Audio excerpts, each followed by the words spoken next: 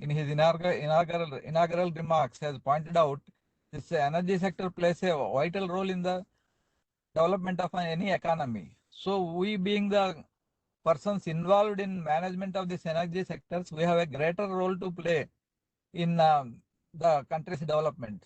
That's why we need to evolve procedures, because evolution of these procedures is not a one-time affair.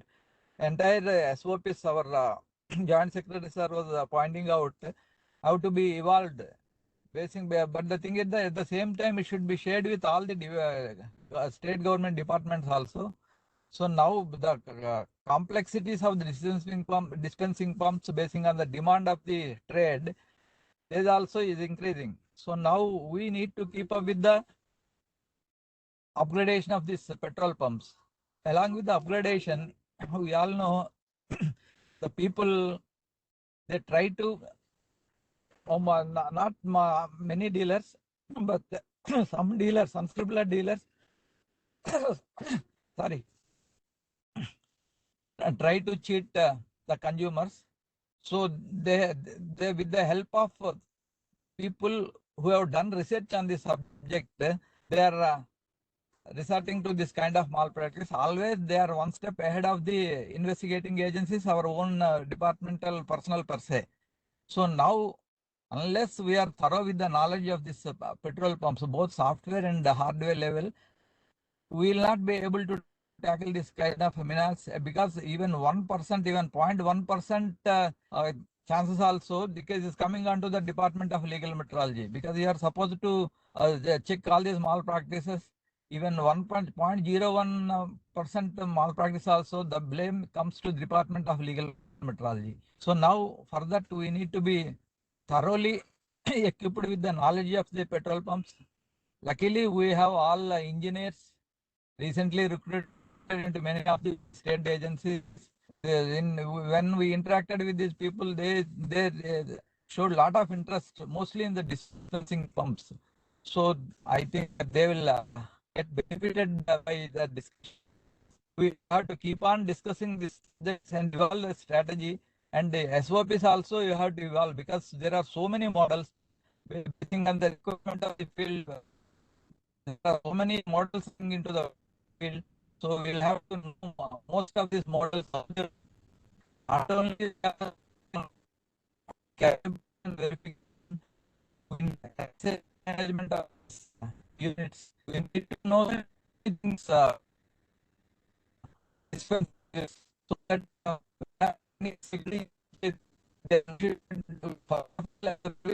we should prevent these things. If definitely somebody system by manipulating more component, that should be to use so, and for all SOPs how to more like between the government, and you know, sir. Now coming to the most sort of weaker than nation on this subject. I think everybody will agree on this. So he is every state is requesting for his personal presence to give training to all their executives at field level.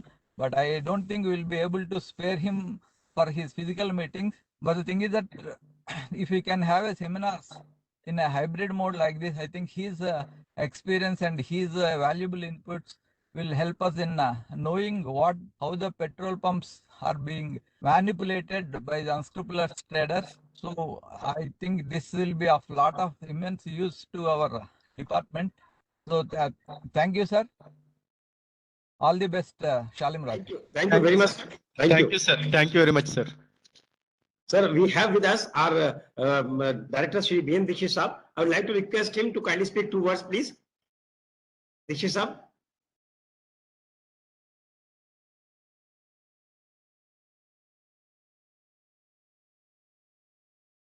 Shri B.N. Dikshit Saab, Director Saab.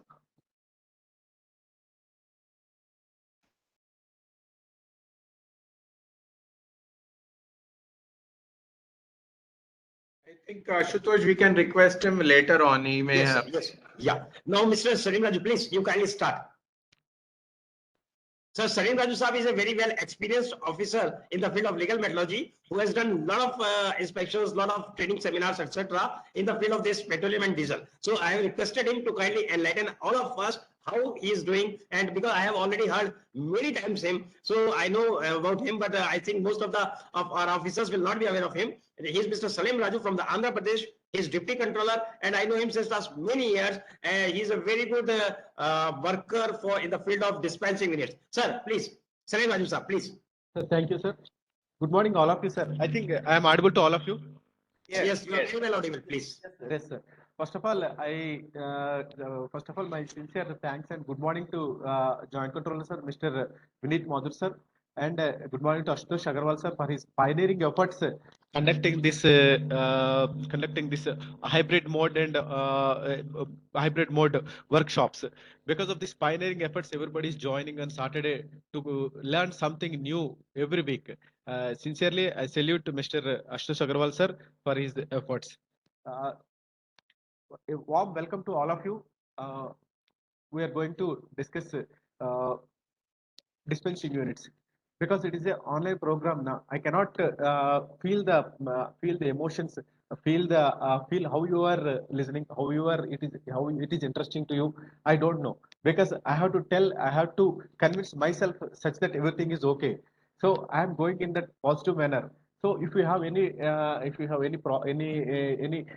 to discuss with me, please chat with me. So I can come back later to you. Okay. Uh,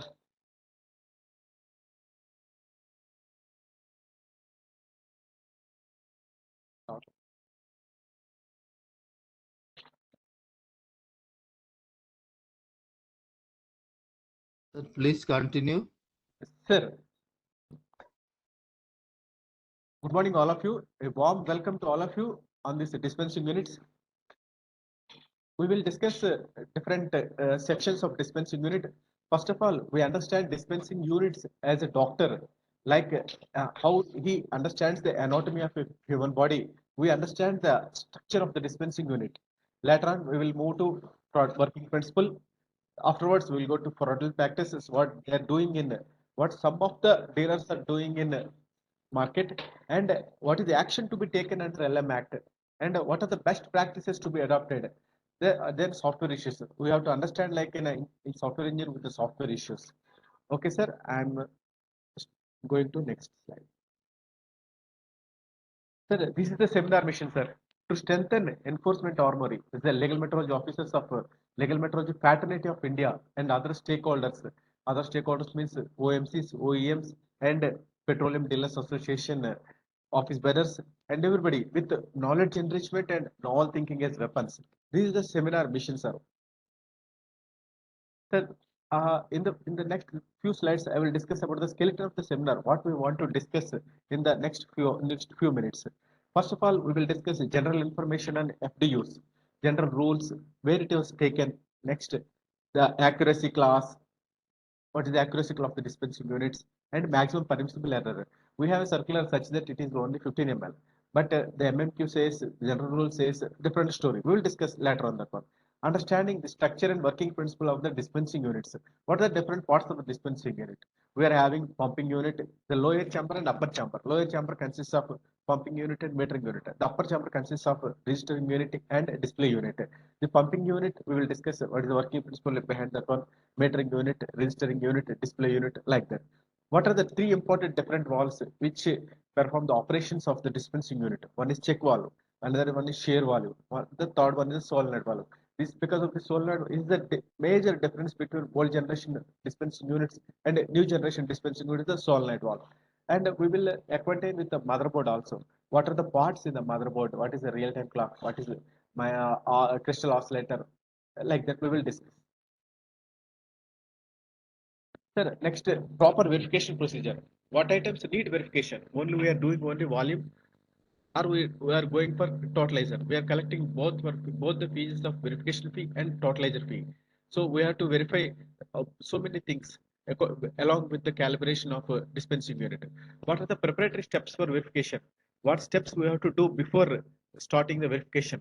What are the points to ponder before initial verification? Initial verification and renewal are different. Initial verification, we have to do some more exercise because it is coming directly from the manufacturer. We have to do something extra to make it available, to make it perform well in the market. How to write verification certificate effectively? Legal metrology department is issuing verification certificate for whatever the machine, what are the instrument they have calibrated, they have verified, they will issue verification certificate. How to write that verification certificate effectively? What is the best procedure of sealing? We are having some of the best procedure. We are having that. We will follow that one also.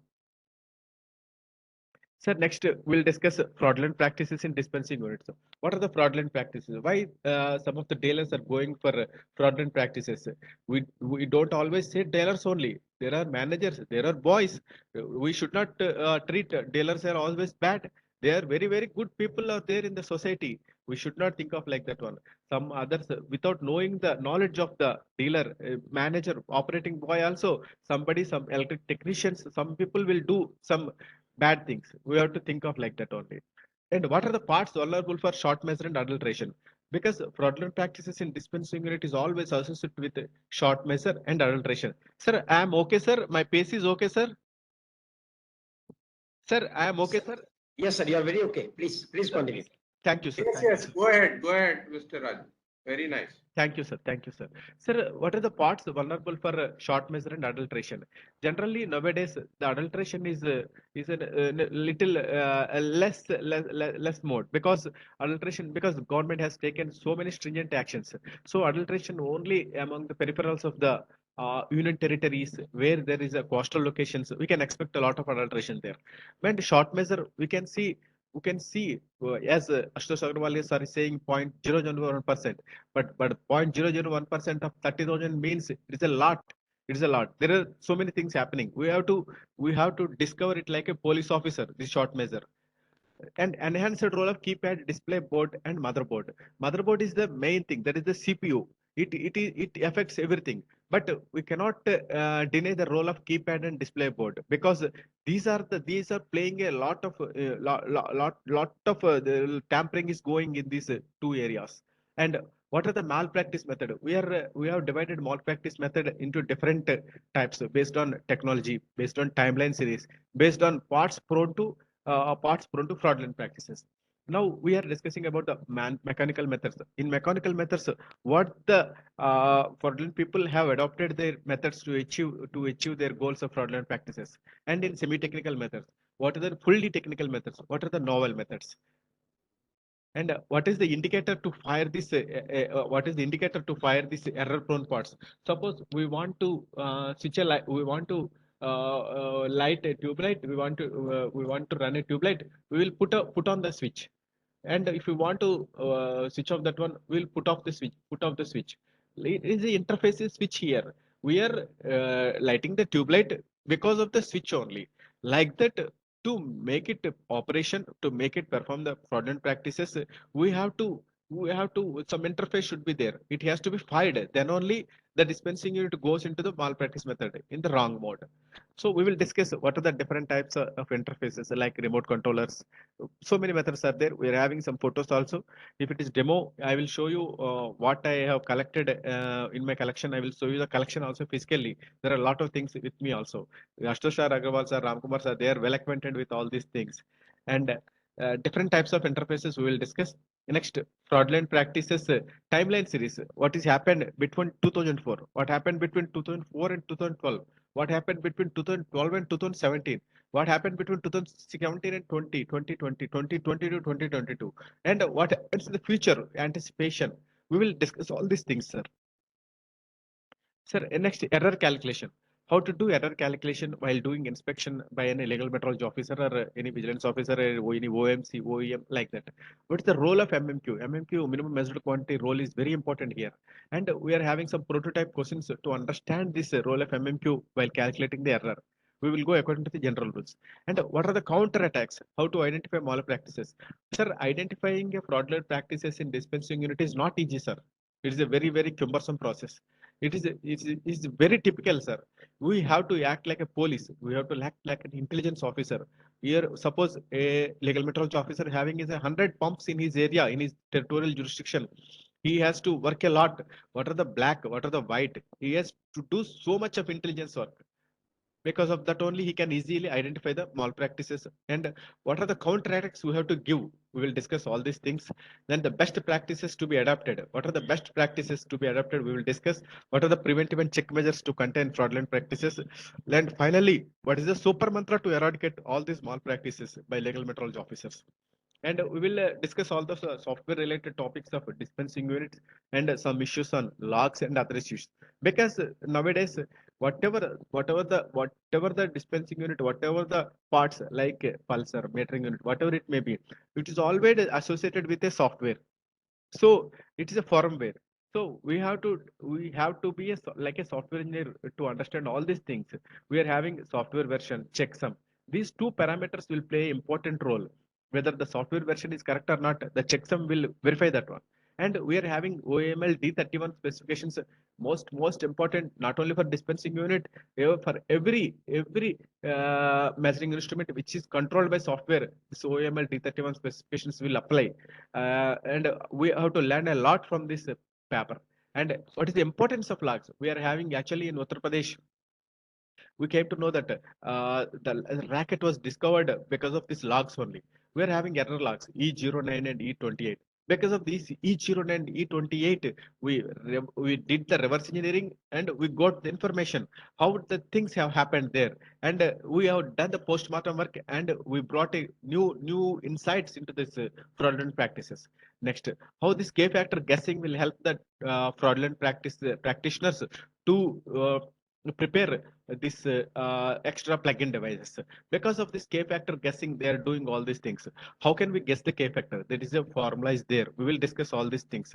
Suppose the filator is there. We want to have some 100 ml shot. How to make this K factor? There is a formula is there.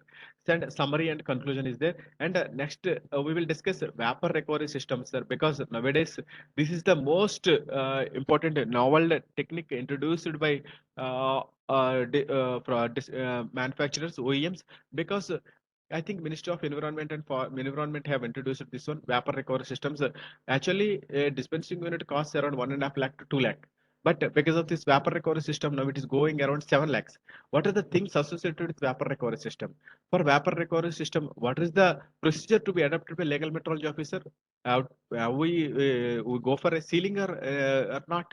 We have to discuss the things. Yes, we have to go for sealing. Some issues are there. We will discuss. And later on, we'll having question and answer session. With this, I'll start after completion of the skeleton. What we want to discuss all these things. I'll go for in detail, full information on this dispensing unit. Please, friends, please, I request all of you to listen carefully because we are. This is the first time I'm coming on this online mode. So please, I request all of you to listen carefully and ask me lot of questions.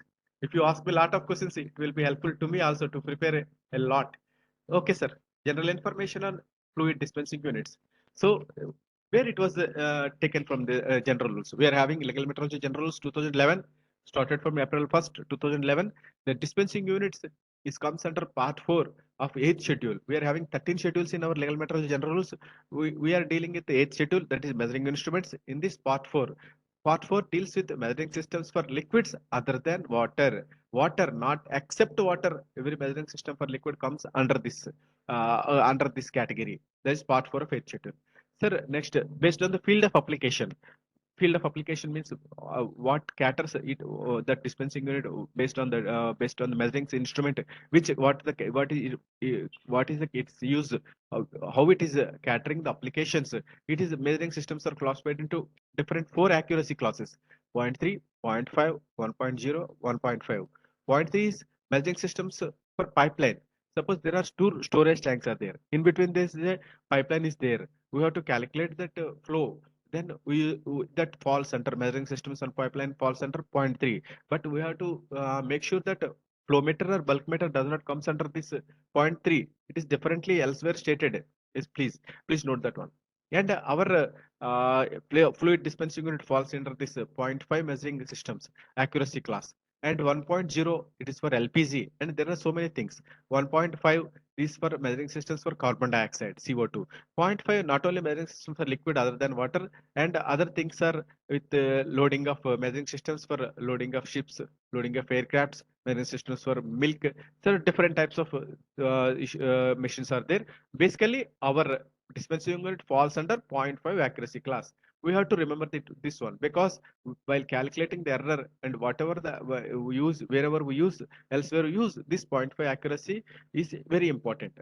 Next, maximum permissible error. Maximum permissible error according to line A of table 2 for FD is 0.5%. We have to think this one.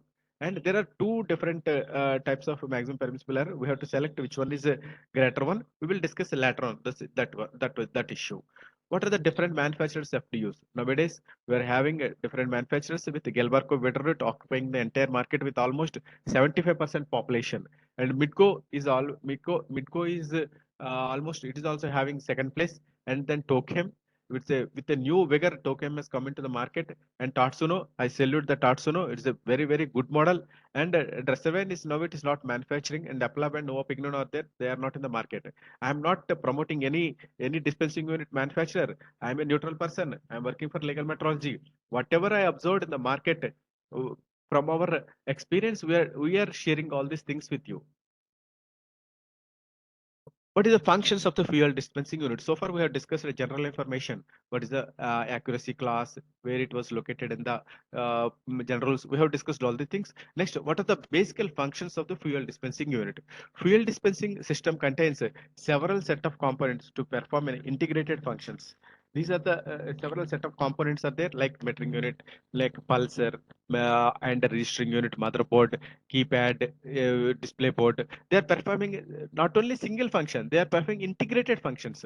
They have to do integrated function to deliver a transaction, to deliver the fluid. That is the thing. So measuring, registering, and delivering. Measuring means it's the lower chamber. Measuring means in the metering unit.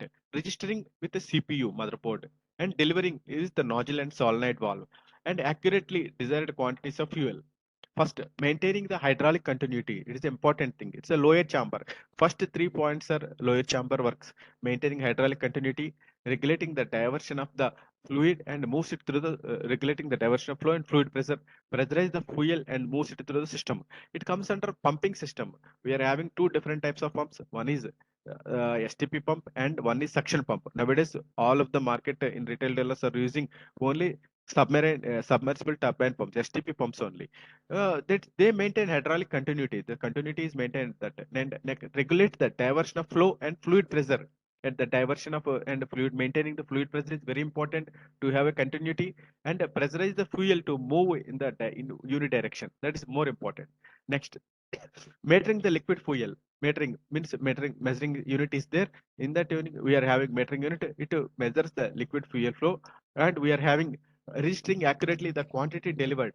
We are having registering unit is there, that is CPU. It registers after getting pulses from the pulsar. It generates pulses. It transforms mechanical pulses to electronic pulses, and it transfers the electronic pulses to motherboard, and motherboard registers, and it gives command to deliver accurately. After this computing of the price of the delivery, it controls the whole operations of the system. These are the functions of the FDU. Now we will discuss in detail structure of the dispensing unit. What are the structure? What are the different parts of the dispensing unit? We are having pumping unit and metering unit, registering unit, display unit. In pumping unit, one pump is there. Anyhow, we want a pump to fetch the product from storage tank, underground horizontal storage tank, to pass through the dispensing unit and to deliver. We are having two different pumps we are having. One is suction type and submersible turbine pump. Next one is suction type is a old one. Generally, it is located inside the dispenser. That is, for every nozzle, it has to be one suction type motor has to be there. Each dispenser is its own pump, and a submersible turbine pump. Whatever, how many dispensing units are there? What are the MPDs, multi-product dispensers are there? How many nozzles are there? One submersible turbine pump is enough. It is on the underground storage tank. It is kept on the underground storage tanks. It mounted on the underground storage tank. Several dispensing units may be operated by a single submersible turbine pump. It is a major difference. It is a old generation pumps in LNT jetline pump, because that suction type is used. Nowadays, in the modern era, we are using submersible turbine pump because the problems are very less like that.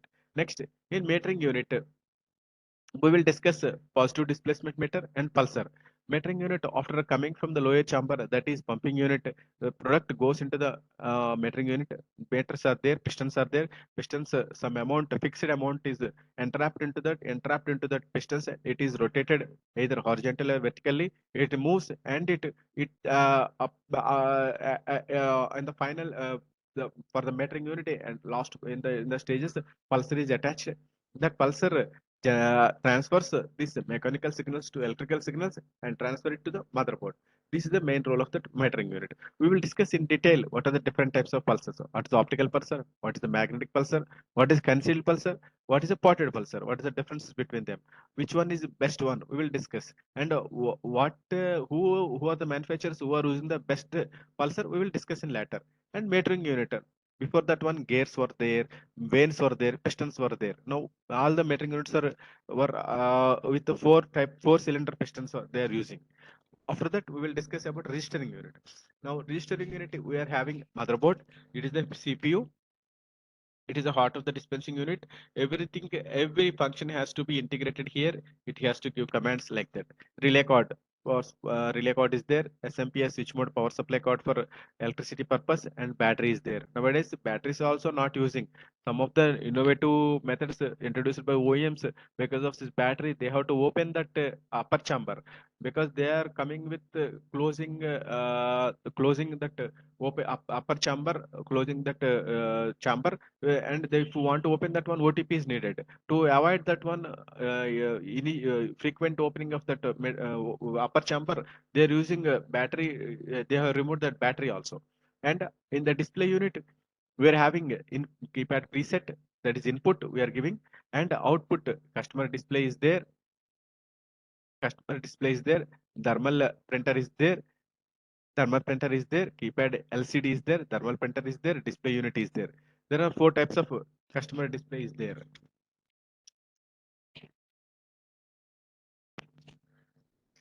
Hydraulic part of the dispenser, lower chamber, we will discuss about the pumping unit. When nozzle is taken out from the boot means it is the nozzle can be put on that boot. The electric motor is activated and begins to draw fuel from underground storage tank. Underground storage tank is where somewhere in that premises it draws fuel because of this one. Before entering the pumping unit, before entering the fuel into the pumping unit, it passes through a strainer of the filter, which removes any solid particles. Some small quantities of trapped air and fuel vapor are also removed from the fuel through an air separator chamber. Then why fuel vapor is here? We are recovering fuel vapor in this area also. Then why the vapor recovery systems are introduced? We will discuss in detail. So it's a novel concept because these strainers are used, filters are used, but still the vapors are passing from that one, and the valuable product is we are losing that valuable product, and it is environmentally hazardous also. Because of that one, vapor recovery systems are introduced. These hydraulic part of the dispenser. Sir, we will discuss metering unit, sir.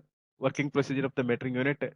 Ashutosh Agarwal sir told me about all what I have to tell yesterday. He told me working principle and fraudulent practices. Even given the topic also, working principle of the dispensing unit, and so whatever I am discussing, I have introduced this working principle also for every part also. Sir, this is a working procedure for metering unit. Metering unit is nothing but a positive displacement meter, sir. Metering units uses piston meters. There are always four or three or four pistons are there. Initially, there were gears. After that, vanes came. Now the pistons are there. These metering units use piston meters, which are positive displacement meters. Positive displacement, they displace the product positively in a forward direction, in a movement forwarding that.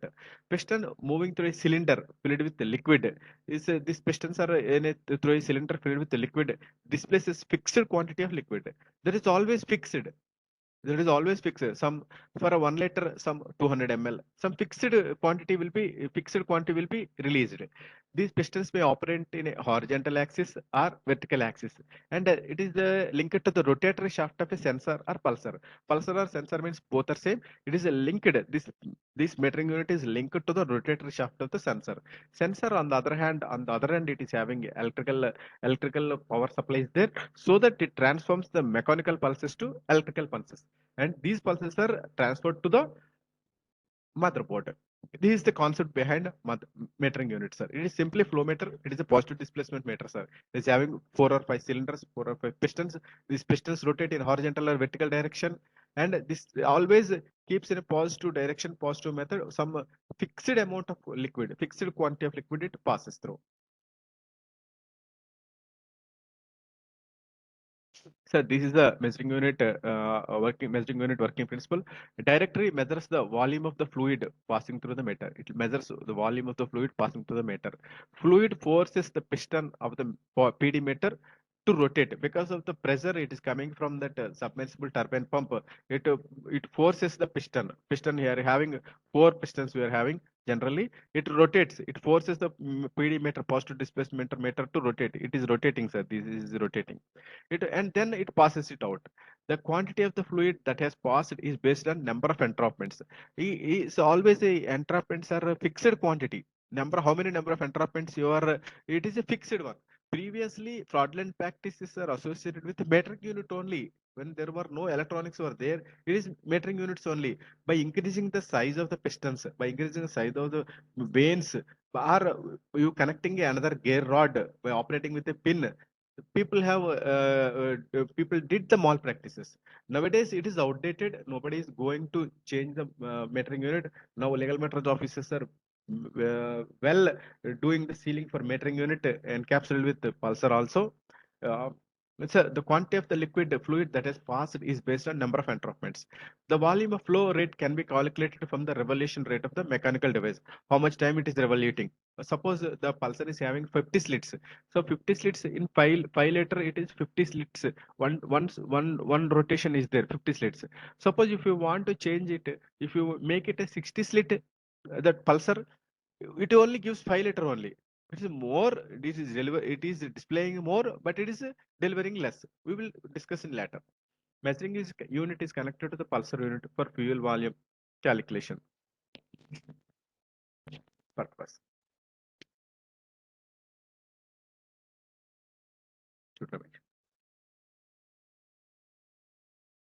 So after that, in lower chamber, so far we have discussed about hydraulic principles, hydraulic pumps and everything. After that, we have discussed the metering unit. Now we are coming to pulsar. This is the heart, mostly from 2012 to 2007, and after 2020 also, people have adapted, people have used this pulsar to do different malpractices. After that, OEMs have claimed that their parted pulsars are non-openable, it is non-breakable. If it is opened or if it is breaked, it will destruct it. Self-destruction is there. They have claimed like that, but it is a myth. It is proved like that. We are having photos also. We will see that one, and it is the main thing. Pulsar. Pulsar is mechanically coupled directly to the metering unit shaft. It is directly connected because it is coupled. It is coupled. Metering unit is coupled with the pulsar. Pulsar acts as a sensor which transforms the mechanical action of the revolving shaft into digital signals. I am saying that it transforms the mechanical signal to digital signals. The pulsar generates a fixed number of discrete electrical pulses per revolution of the meter shift. For a fixed revolution, for a single revolution, it generates a fixed number of discrete electrical pulses of the meter shaft. The terminals of the pulsar are connected to the external power source. Because of this external power source, these signals, mechanical signals, are transformed into digital signals.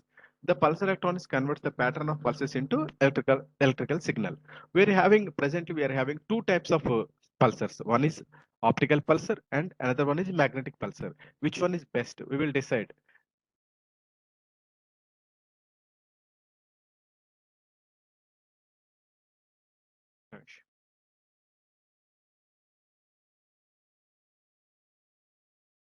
So which is the effective popular pulsar present in the market now? We will discuss, we will classify the pulsars normal classification in a routine manner. in a crude classification, it is one is concealed pulsar, another one is spotted pulsar. We are having two different optical pulsar and magnetic pulsar. Okay, forget that about it. That's a technical classification. Is the normal classification is concealed pulsar and spotted pulsar. Concealed pulsar, it is just cased in a steel frame. It is just cased in a steel frame. We cannot open. OEMs are claiming that if you try to open it, it will break. So no magnetic pulsar technology or EMF technology is involved in this concealed pulsar. It is not as strong enough. So magnetic pulsar technology or EMF technology is involved. It is a good pulsar. We are having a differentiation between optical pulsar and magnetic pulsar later on. And spotted pulsar, also called as magnetic pulsar. It is having EMF technologies involved. How to differentiate a concealed pulsar and spotted pulsar? After 2017, OEMs came with this type of two pulsars, concealed pulsar and spotted pulsar. We can easily differentiate concealed pulsar from spotted pulsar. Nowadays, all the concealed pulsars were not also there in the market, but easily we can differentiate with the four opening slots. If the pulsar is having four opening slots, it is concealed pulsar. If the pulsar is not having opening slots, it is spotted pulsar. We will differentiate with that.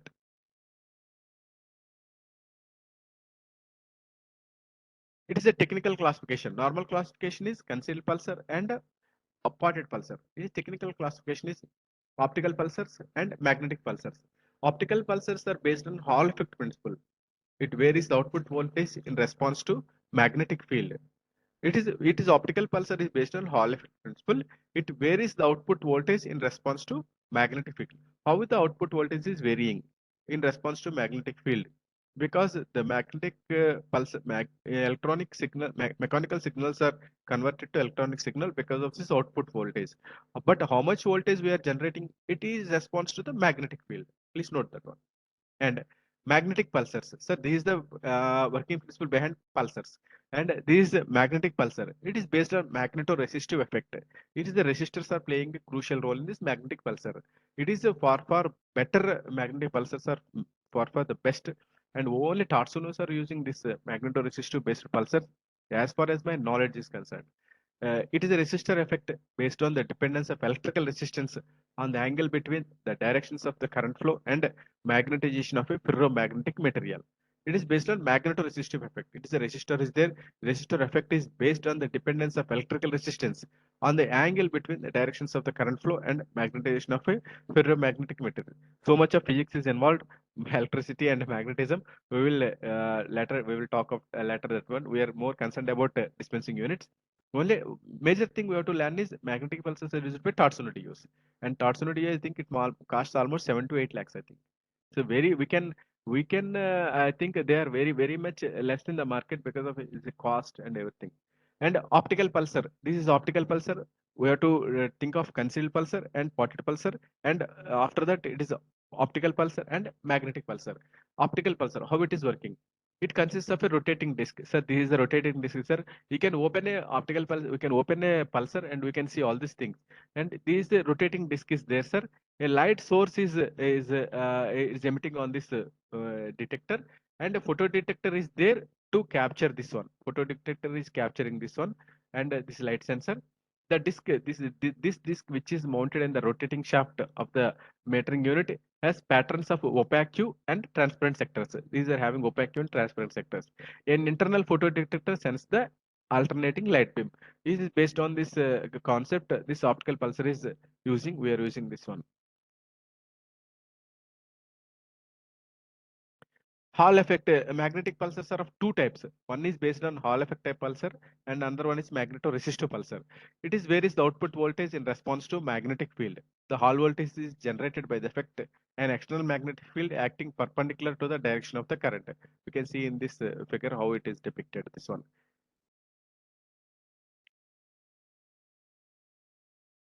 Sir, next this Hall effect magnetic pulsar, sir. A permanent magnet is embedded in this measuring unit shaft. Magnetic poles rotating in front of the Hall effect sensor generates the electric pulse. Hall effect sensor chips are available in the market also. We can see that one also. A permanent magnet is embedded in this measuring unit shaft. So this is magnetoresistive pulsar. The magnetoresistive effect is a resistor effect based on the dependence of electrical resistance on the angle between the directions of the current flow and magnetization of ferromagnetic material. An external magnetic field can switch the internal direction of magnetization of the magnetoresistive material and thus affect changes in resistance. It is based on resistance, magnetoresistive effect is there. We'll think of all the physics concept later on. And we have to think which one is better. Optical pulsar is better, magnetic pulsar is better, magnetic pulsar is better. That is the thing we have to know.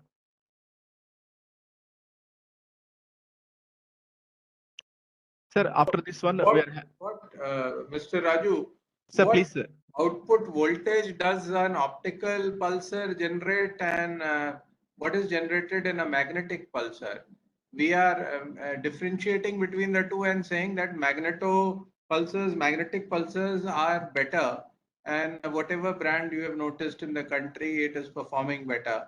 How is the Yes, sir. performance better, and why do we differentiate it like that?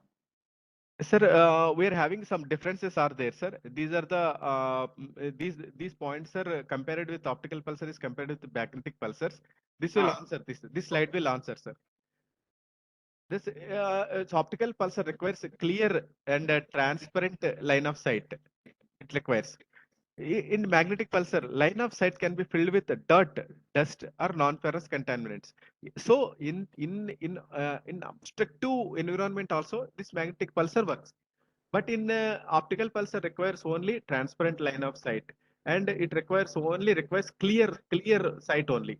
This is a major and must maintain correct air gap of less than 25 mm.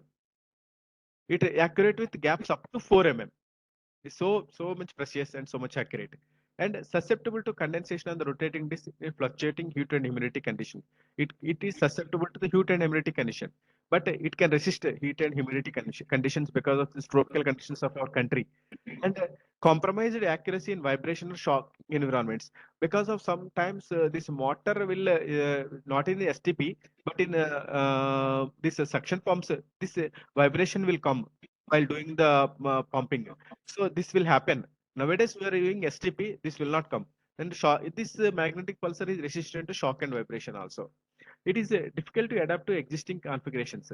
It is the optical pulsar, but it can be customized as replacement part or customized to fit new designs also. It can automatically a choice for new configurations, and requires a bulky sealed casing to function well in difficult environments, which adds to cost. It is also cost effective, compact, low cost, and rugged without a bulky outer shell. These how because of these things, this optical pulsar has magnetic pulsar has outweighed this optical pulsar, sir. I think that explains the point that why Yes, sir. the modern technology of magnetic pulsars is more useful. Right. So far we have discussed hydraulic part, and after that metering unit, and after that we have completed pulsar also. Now we are moving to this how this nozzle works, because we see the nozzle only. Everybody is having a lot of apprehensions about the boy is cheating the delivery with this nozzle only. Everyone thinking seriously on seeing the nozzle and seeing on the display. Whenever we go for outlet for filling of vehicles, even myself also, whenever we go to a new outlet, we will see the boy, this nozzle, and the display unit. Anything is happening there.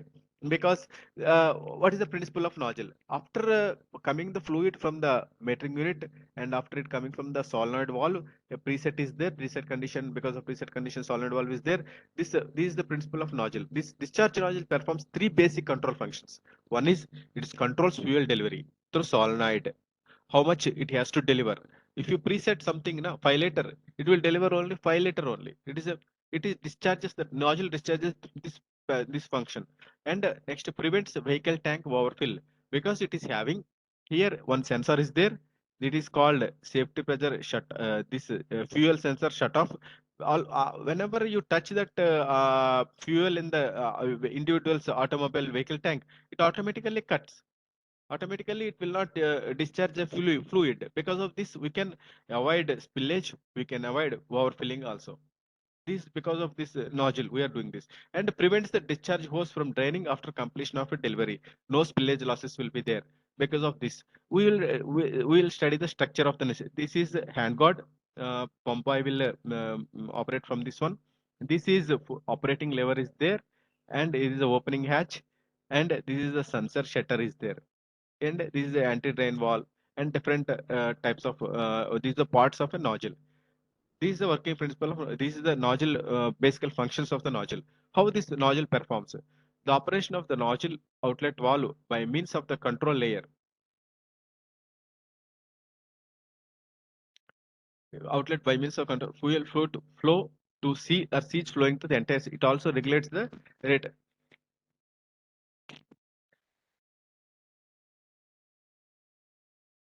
The operation of the nozzle outlet valve by means of the control lever we are having control lever is there. This operation of the nozzle outlet valve, it causes fuel to flow or cease. It can causes to flow or cease flowing to the entire system. It also regulates the rate of delivery. It is the main principle, main basic function of a nozzle. It causes fuel to flow or cease. It regulates the rate of delivery. Next, the nozzle is equipped with automatic shut-off devices. Which having sensor is there, it automatically cut off. It cut off when there touches the when the product is touched. The sensor touches the product in the individual's automobile in automobile fuel tank. It automatically cuts, which prevents fuel from being delivered once the vehicle tank is full, thus reducing the risk of overflow and resulting spillage, which is always hazardous. This is the main CPU monitors the status of the nozzle boot, whether the nozzle is properly booted or not. The CPU monitors, because of this thing, boys can do some mischievous things. Because of not putting properly the nozzle on the boot, they will perform another transaction. The second transaction will lose to the amount which he has delivered earlier. This is with nozzle.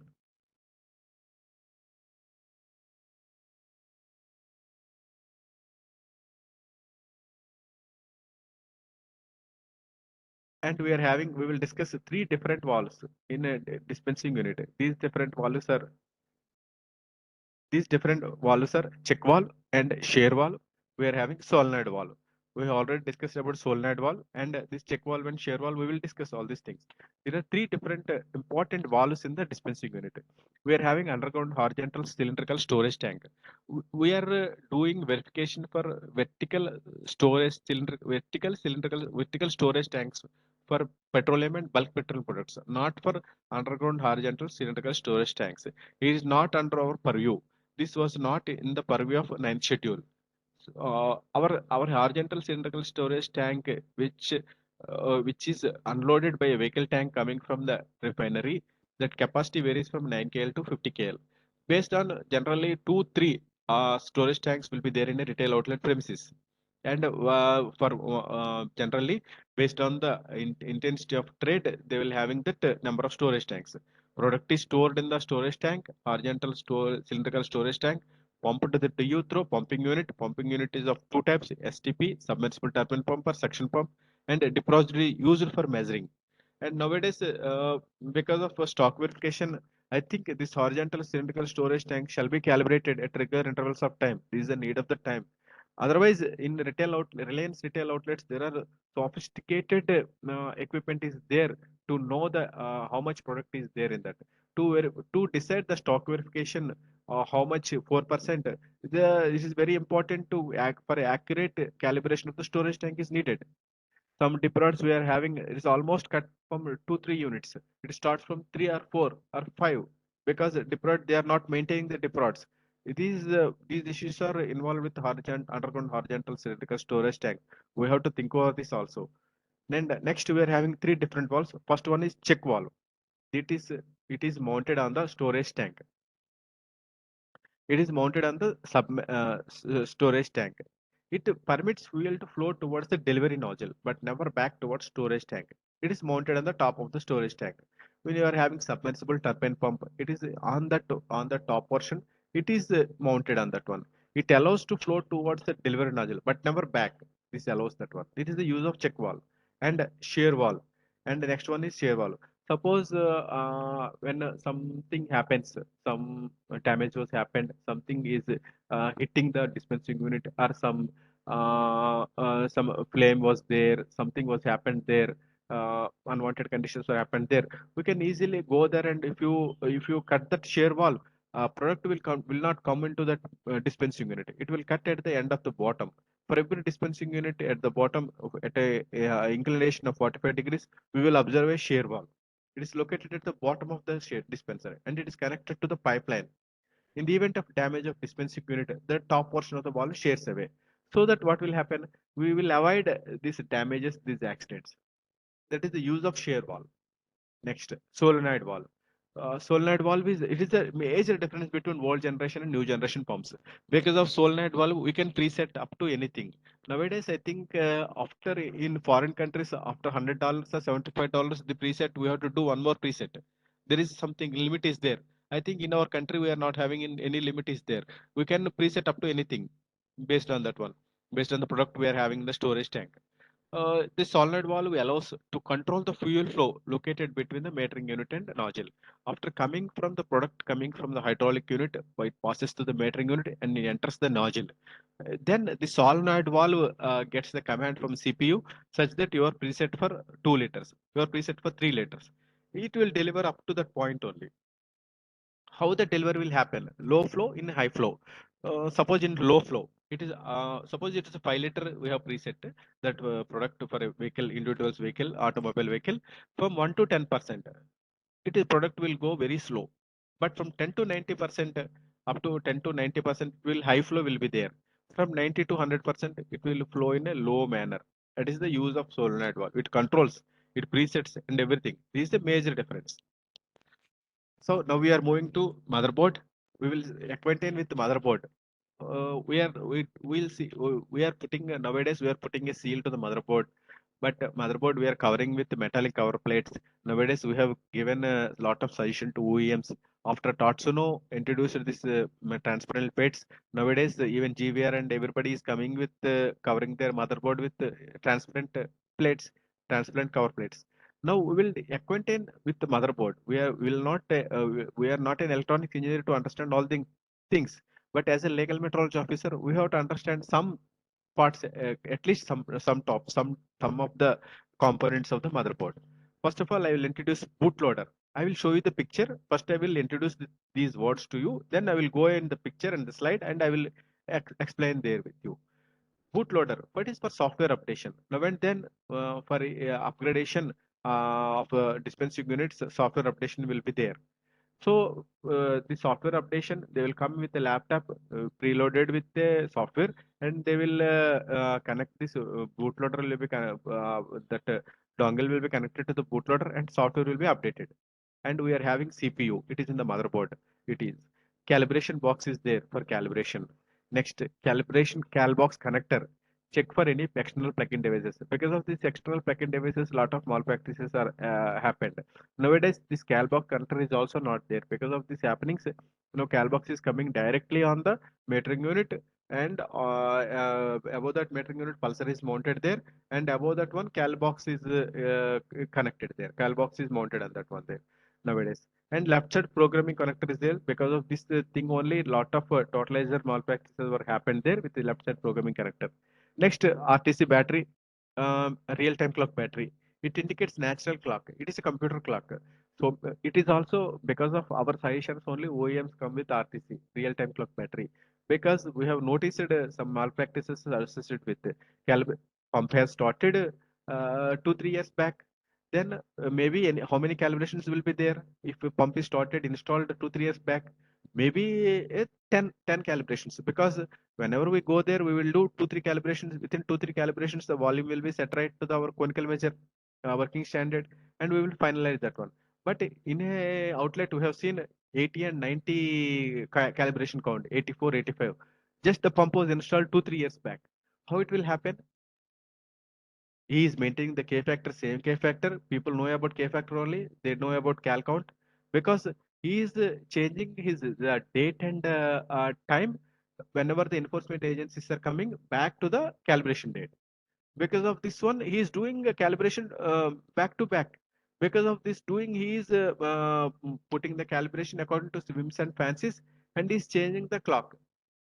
That is, we have avoided this one because of our suggestions to OEMs. They have introduced a real-time clock battery. That is natural clock. Once the installation is completed and software is updated, they cannot change the date and time. This is the thing. And crystal oscillator is there for synchronizing operations of microcontroller. and capacitors are there, chips are there, LCD is there for display, and automation module, because nowadays everything can be, every transaction can be traced to automation module.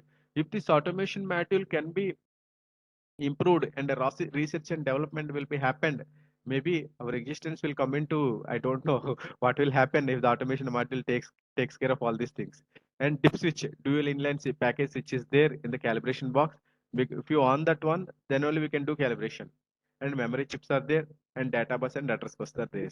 First of all, the main thing I will introduce is bootloader for software updation, and this RTC battery.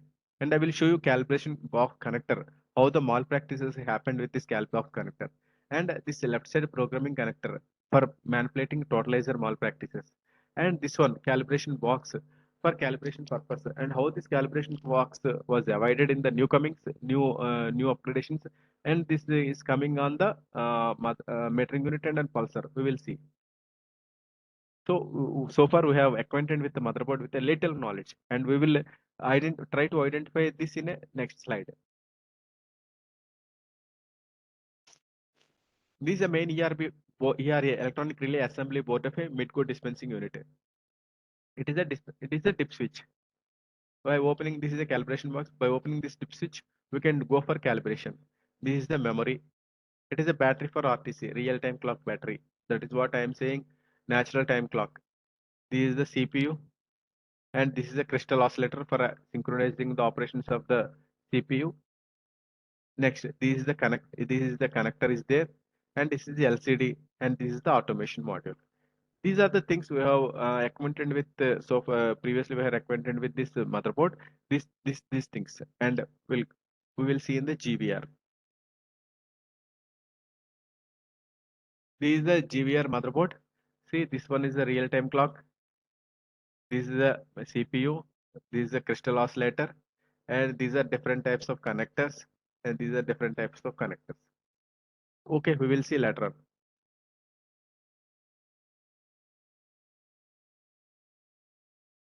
So after that, we will go for verification procedures. Legal metrology officer generally do verification. And what items need verification? We think that only people think that only even legal metrology officers are just going to the retail outlet or doing calibration for only pump calibration only, volume only. No, no, no. We are having so many things to verify this. To verify there. There are so many things. If they are paying for totalizer also, for our legal metrology officers, they are paying. Next, what are the things? What are the items need verification? Whether the deficiency or excess is in delivery is within MP or not. We have to need verification. Efficient delivery that volume is within the MP or not. We have to decide that one, and whether the totalizer is functioning correctly or not. Because we have to do that one also, perform that test also. Just nothing more than what, just deliver 20 liters. Initial totalizer reading, you note that one, and final totalizer reading, you note that one. Whether it is incremented by 20 liter or not, we have to note that one. If it is properly incrementing correctly, but it is okay. If it is not, we have to change something. That is the thing. We have to calibrate that one also. And after this volume calibration and this totalizer, we will go whether the unit price and volume delivered is displayed correctly.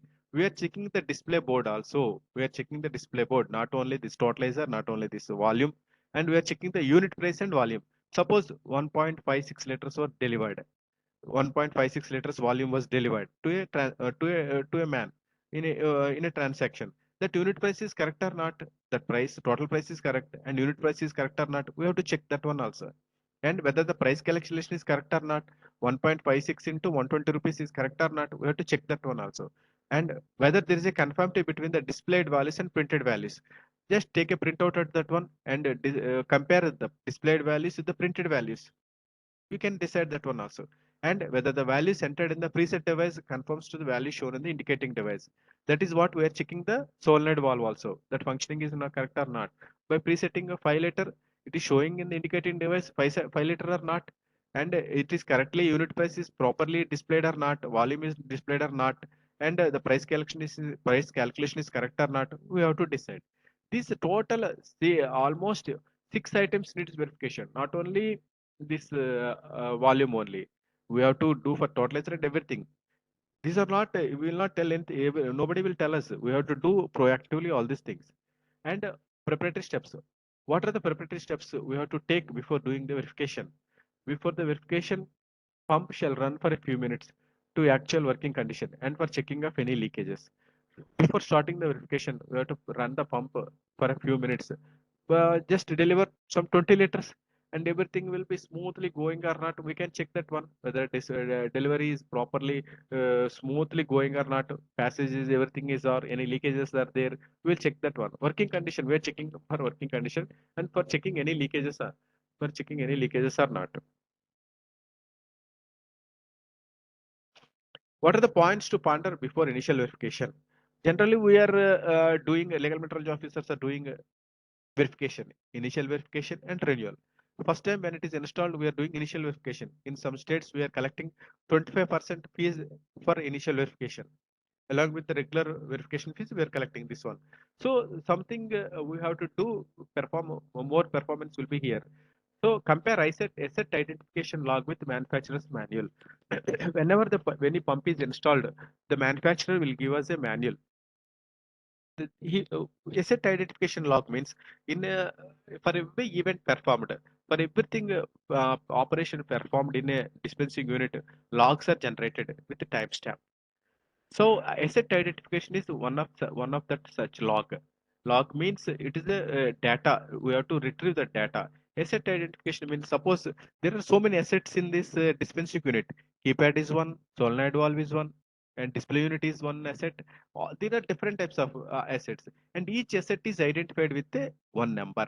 We have to, if you internet that one and Google that one and you get all the information with that number, which one, who manufactured that item, who manufactured that chip, who manufactured that keypad, everything we can get the information. And we have to compare the asset identification log with manufactured manual.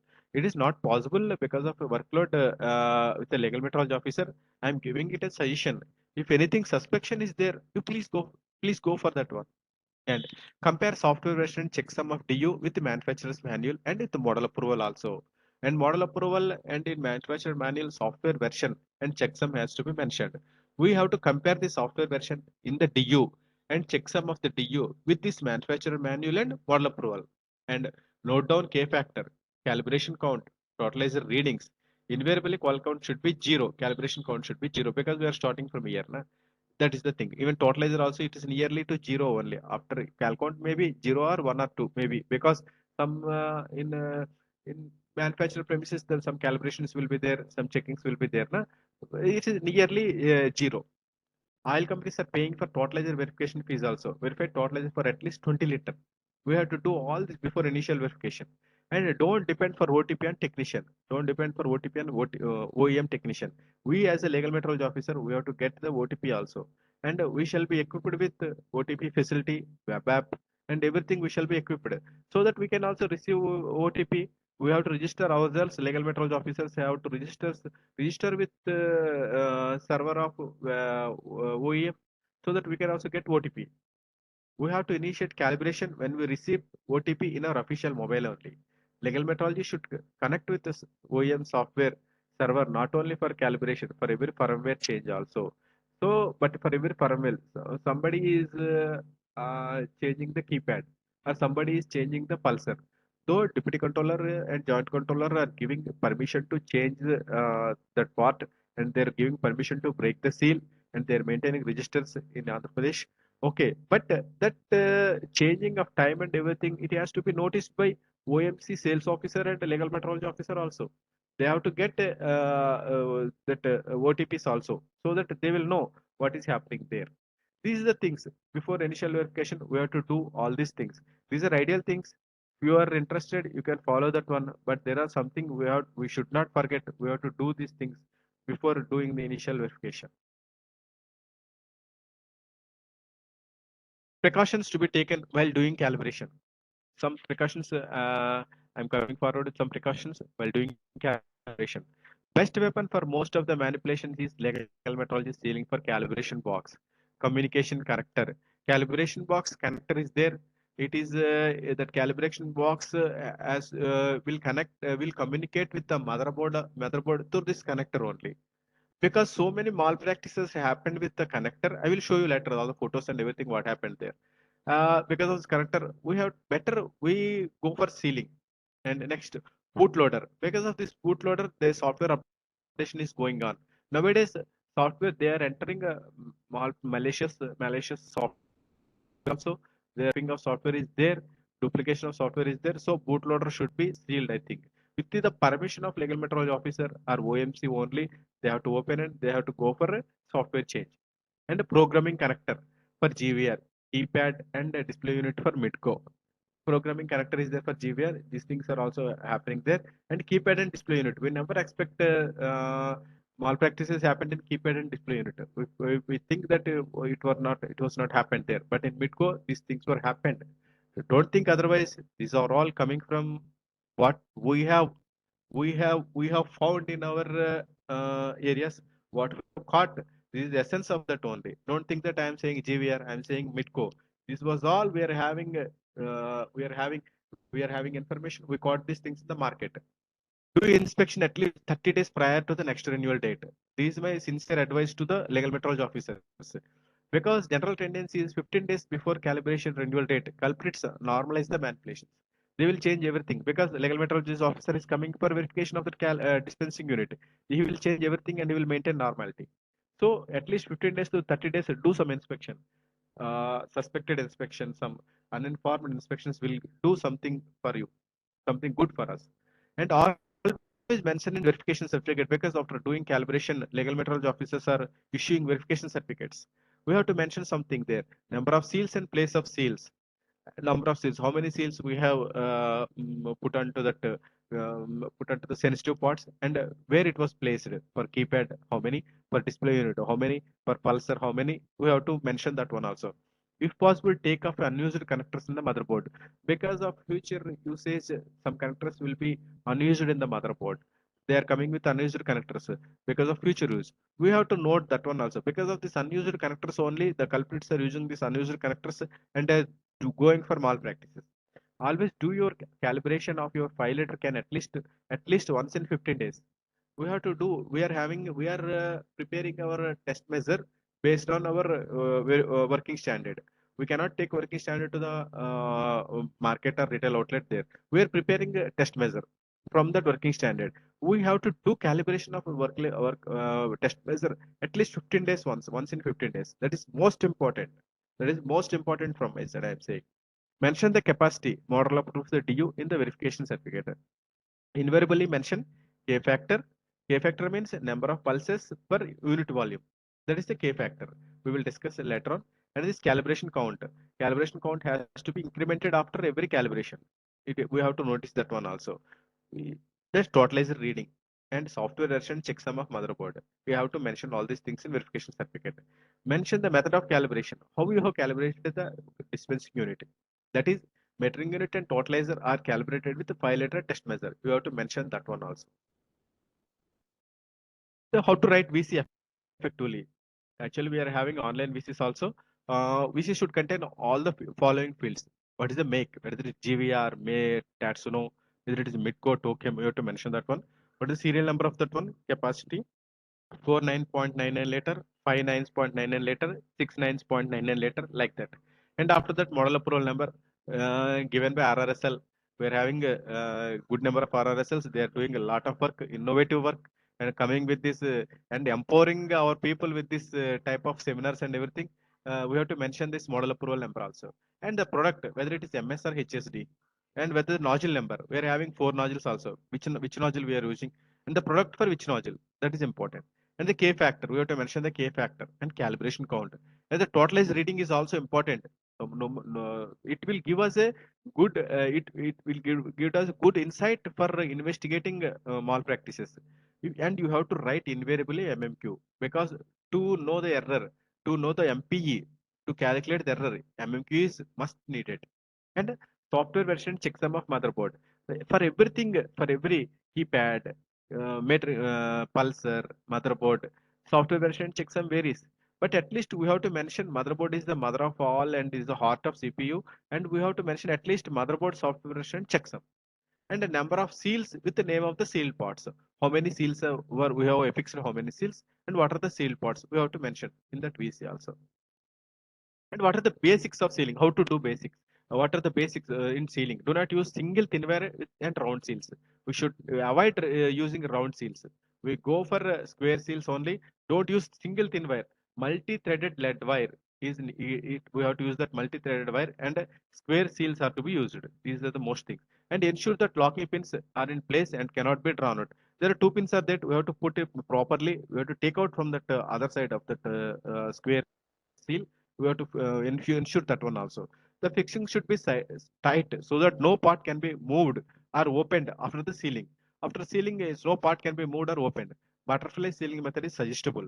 Indicate the point sealed and verification certificate where you have sealed keypad 1, display unit 2, motherboard 1, pulsar 2, metering unit 1. We have to mention that one.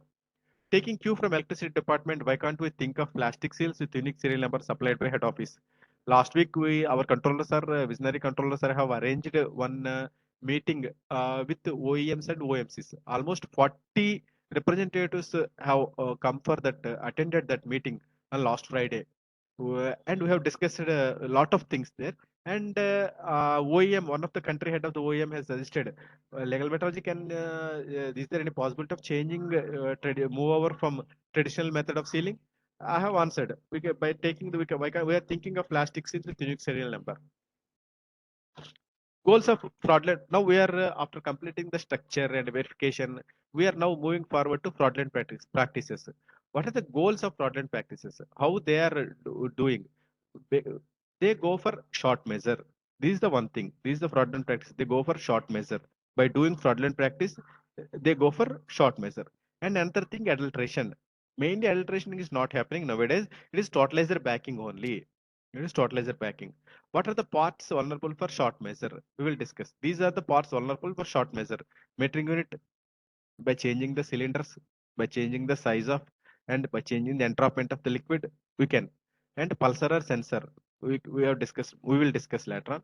Motherboard, so many things happened. Keypad and display unit, Midco, it was happened. These are parts are vulnerable for short measure. And what are the parts vulnerable for totalizer backing? And motherboard and totalizer.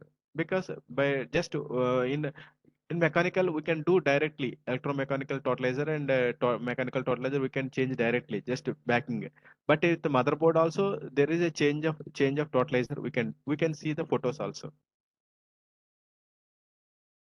We can classify the malpractice method, how they have evolved all these things. We will classify based on technology, based on parts prone to malpractices. They have used mechanical methods, purely mechanical methods up to 2004.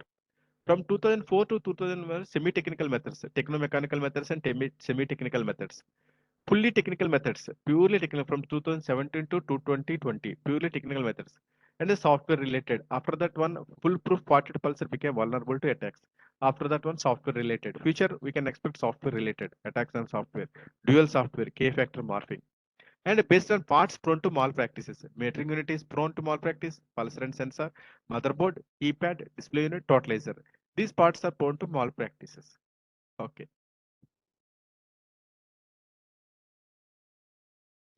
Malpractices happened up to 2004. What happened? Mechanical methods.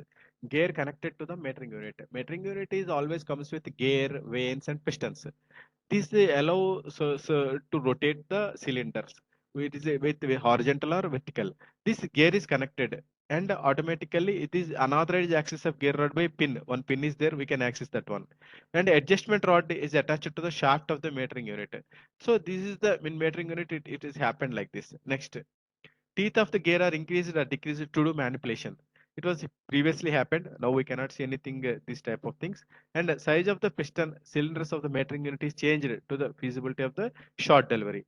Totalizer backing for alteration purposes. These are all mechanical methods. I think old generation legal methods have seen all these things. Nowadays, if you want to see also, there is no chance of seeing all these things also.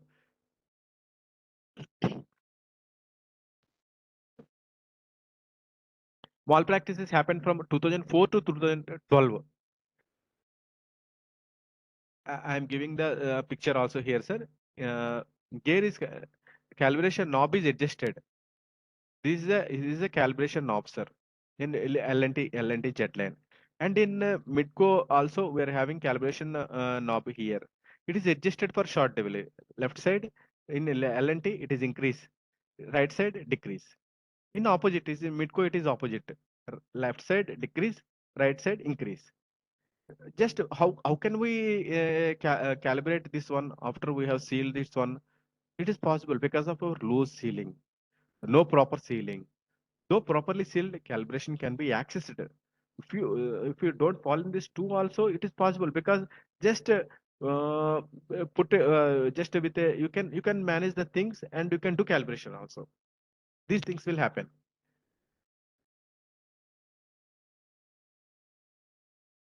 And this mechanical semi-technical methods, bypassing cable connecting pulsar with the motherboard. This is there. Cable is there. This is bypassing by using this additional fitting as attached to this one. With it is connecting with the pulsar with the motherboard. This cable is connecting. Something is introduced here. Some foreign board is introduced here. Some chip is introduced so that they can interface with some other and it can be used. Previously practiced in jetline and sprint monopumps. It is very easy method to escape. Whenever there are enforcement agencies comes for inspection, just withdrawing one fire from the jock. It is very easy. These are semi-technical methods with the cables they have done.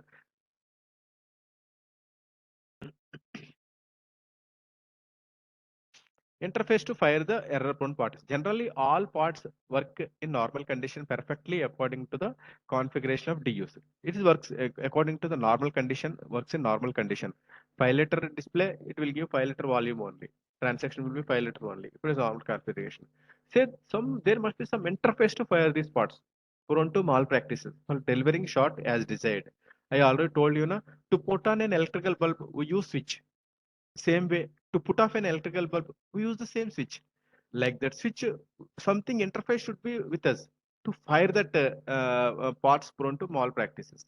Here, the interface is switch responding to its bulb. Likewise, in DUs also, there should be some interface. Some interfaces must. We have to, if you catch the interface, we can do what is happening there. Generally we are having interface remote controllers are there. This is what we have found. We have picturized here.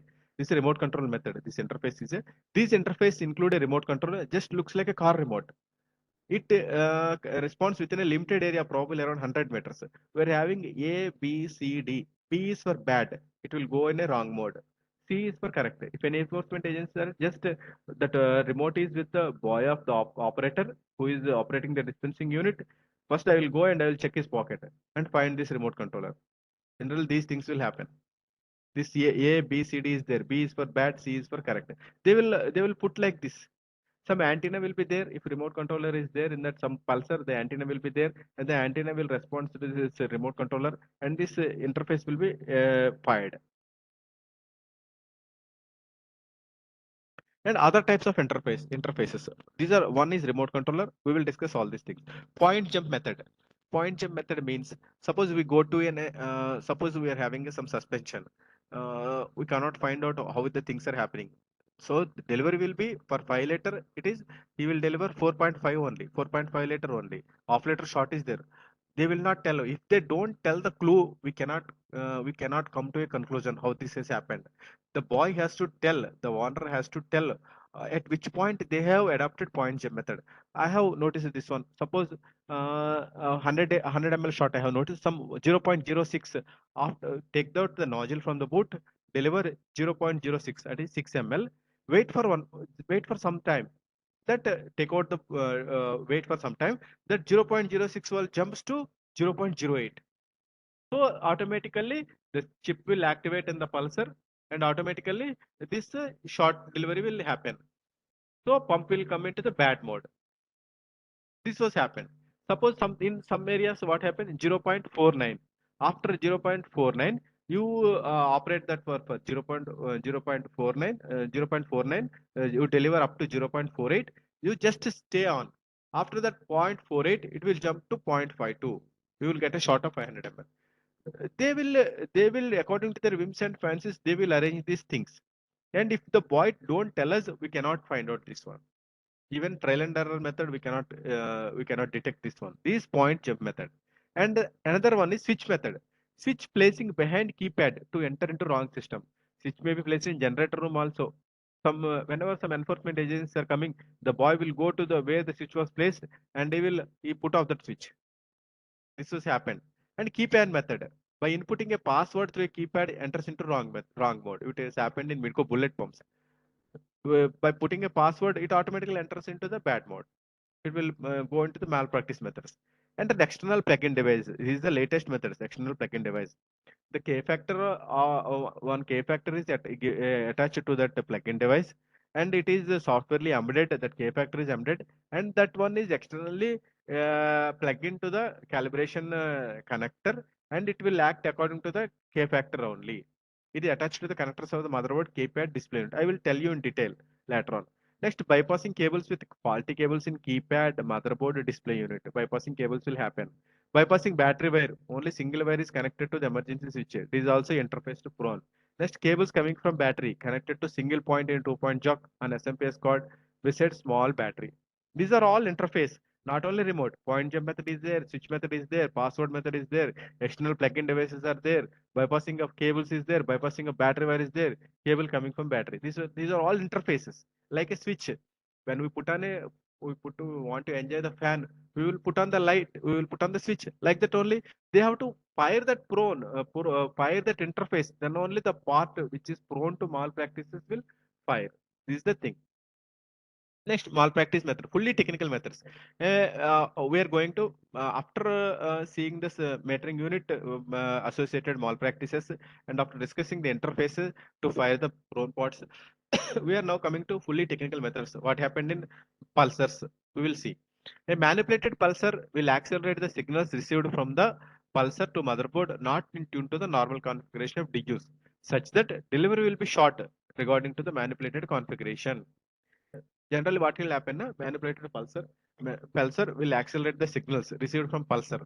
It will exponentially it will increase so that he will get the short delivery. How that will happen?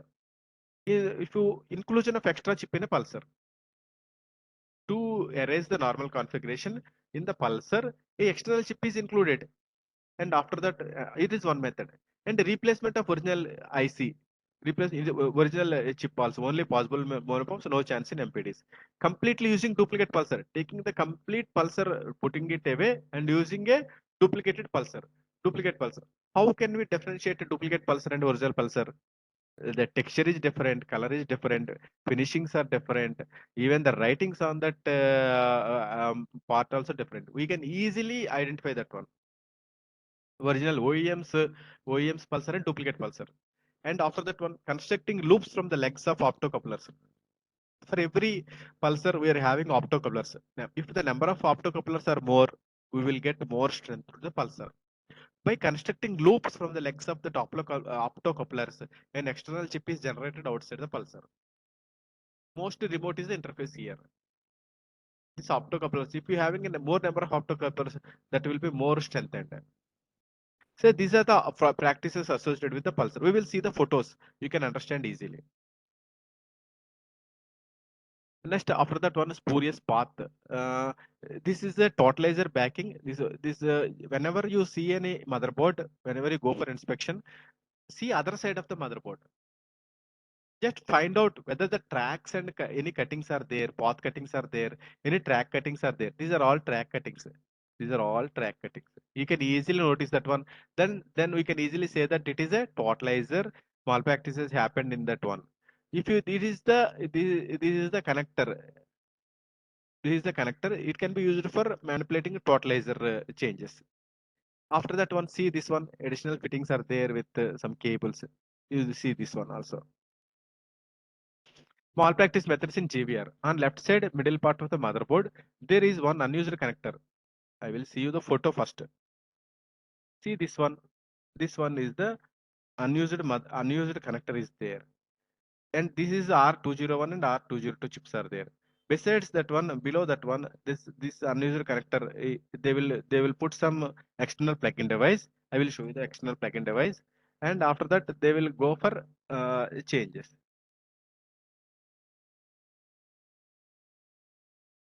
This one is this is unused connector. They have introduced some external plug-in device, and they will go for changes in the totalizer changes. Okay, I have seen. On left side middle part of the motherboard in GVR, there is one unused connector. I have shown you, na, previously used for software updation. Just located below the chips of R201 and R20, where an external plug-in device can be connected for manipulating totalizer. For manipulating this totalizer, this external plug-in device, it comes in a broad. This is the width is more, but for external plug-in device to change the K factor for calibration purpose, it is very small. I will show you the photo later on. This is what happened.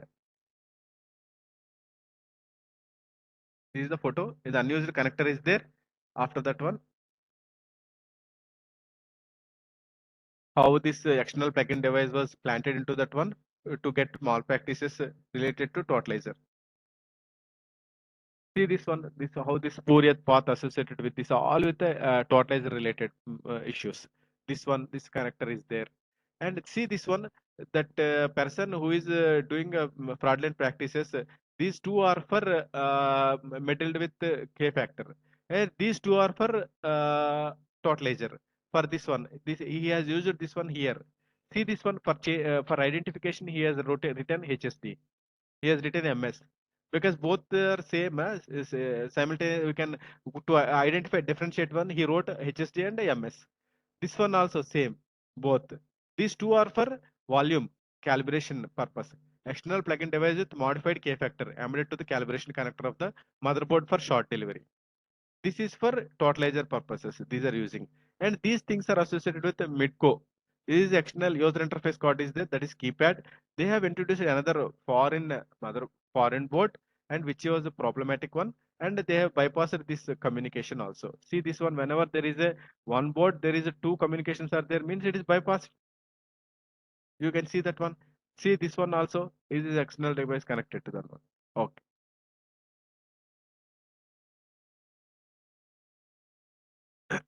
Novel methods of fraudulent practices in DU. By shutting down the DU, bypassing the battery wires, leaving the single wire from the battery and connecting other single wires with emergency switch. By shutting down the DU with emergency switch, bypassing the battery wire. It is the interface here. Communication bus from the calibration box to the connector of the calibration card in the motherboard will be removed. Communication from the calibration box, the connector is removed, and an external plug-in device with modified cloned manipulated K factor was inserted into the calibration card connector of the motherboard in place of regular communication from a calibration code. See this one.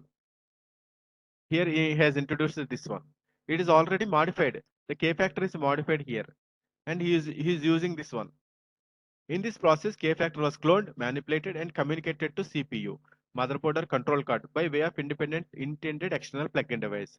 This process does not require either disturbing legal metrology and any kind of authentications to be recorded. Once the tampering and consequent short delivery is affected, even if external plug-in device is removed and connection of cable of original calibration card was installed, the affected short delivery continues until the DU is restarted. That is, whenever we are restarting, that DU needs K factor. That K factor you have introduced it at the time of calibration, it is does not mind. Some K factor is needed. They have used this one. So what they have prepared, they have manipulated a K factor, which they have cloned a main factor to the tune of short which they want to get, and they have introduced that K factor into this external plug-in device, and they have introduced this one. This is what happened. This process does not require either disturbing legal metal seal also. It happens because the control card requires K factor only once when DU is started. This is what happened. And the new malpractice methods in Midco and Aquifel series. So far we have discussed what happened in GU and GVR. Now we will see what happened in Midco and Aquifel with keypad. Additional fitting will come on the opposite side of the keypad. Always never believe until you inspect other side of the boards. Don't see the one side of the boards and you will decide which that is good. You have to see the other side of that boards. Then only you decide the authentication of that board. Additional fitting will come on the opposite side of the keypad, which is not visible part to observe. We have to unscrew the screws to open the user interface board. That means keypad. One additional fitting will come on the board. Cable coming from the keypad to user interface card is bypassed. Interface to fire is password. I don't know that password. I have not seen. I have garnered the information only. Normality prevails when you go to exit only. How to identify the small practice without opening the user interface card? Just without opening the user interface card, without opening the keypad, how can we identify? By observing the bypassing of any cables. Just we have to observe any cables have bypassed and anything other side of that keypad. We have to see that one. See this one.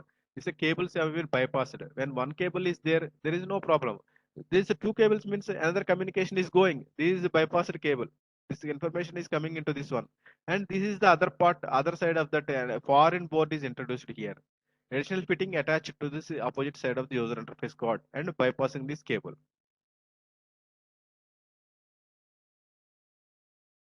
See this one here also. These are two communications are there. This bypassed is there, and external wire is also coming is here.